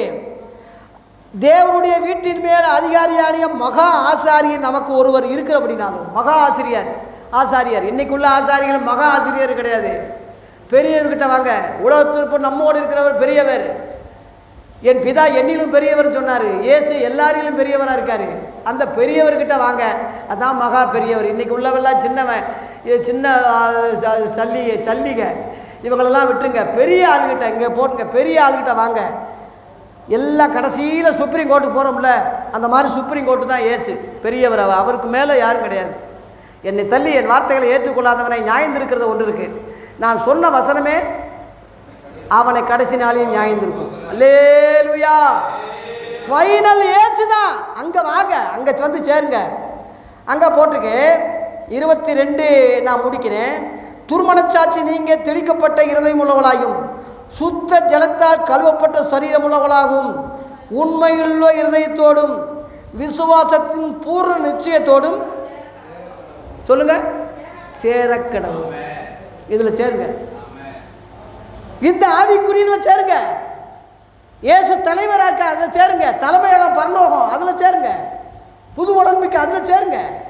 பழசை விட்டுருங்க, உதறி தள்ளிடுங்க. இன்றைக்கி நீ தெளிந்த புத்தி நல்லவனாக இருந்தால் தூசியை தட்டிட்டு எந்திரிச்சிடு. இந்த மதுரை பட்டணத்தில் முதல்ல இடி முழக்கம் வருது, முதல்ல சரவடி இங்கே வலிக்குது. உலகமெல்லாம் பரவட்டும், எல்லா நாடுகளுக்கும் இந்த சத்தியம் பரவட்டும். இந்த யூடியூப் வாயிலாக எல்லா மக்களும் கண்கள் திறக்கப்படட்டும், காதுகள் திறக்கப்படட்டும். குறிப்பாக தேவ ஊழியர்களே, மதுரை மாநகர் ஊழியர்களே, இவ்வளோ பெரிய மூத்த போதர்களே, அவன் பீத்த போதனையை தவிர மூத்த போதனை கிடையாது. எவர் மூத்த போதனை, எவர் பீத்த போதனை தான் சொல்ல முடியும். எல்லாம் மனம் திரும்புங்க, மன்னிப்பு கேளுங்க, மாற்றிக்கிங்க, உங்கள் உபதேசத்தை மாற்றுங்க. உங்கள் ஊழியம் வேறு, இயேசுவின் ஊழியம் வேறு, நீங்கள் போதிக்கிறது வேறு, இயேசு போதிக்கிறது வேறு, அந்த ஊழியம் வேறு, இந்த ஊழியம் வேறு. ரெண்டுக்குள்ள ஊழியத்தை புரிஞ்சு புதிதும் ஜீவனமான மார்க்கத்தில் சேரக்கடவும். சேருங்க. நாம் எல்லாம் ஒன்றா சகோதரர்களாக இருப்போம். நம்ம எல்லாம் ஒற்றுமையாக இருப்போம். ஒருவருக்கு ஒரு யோசனை சொல்லுங்கள், ஆலோசனை கொடுங்க, ஒருவருக்கு ஒருவர் ஜெபுங்க. இந்த கூட்டம் தொடர்ந்து மதுரையில் நடக்குமானால் ஒவ்வொரு மாதத்தில் ஒரு நாளாவது நடத்தணும்னா உங்கள் ஆதரவு ஒத்துழைப்பும் கொடுங்க. கர்த்தர் நம்மை ஆசீர்வதிப்பாராக. நன்றி, வணக்கம்.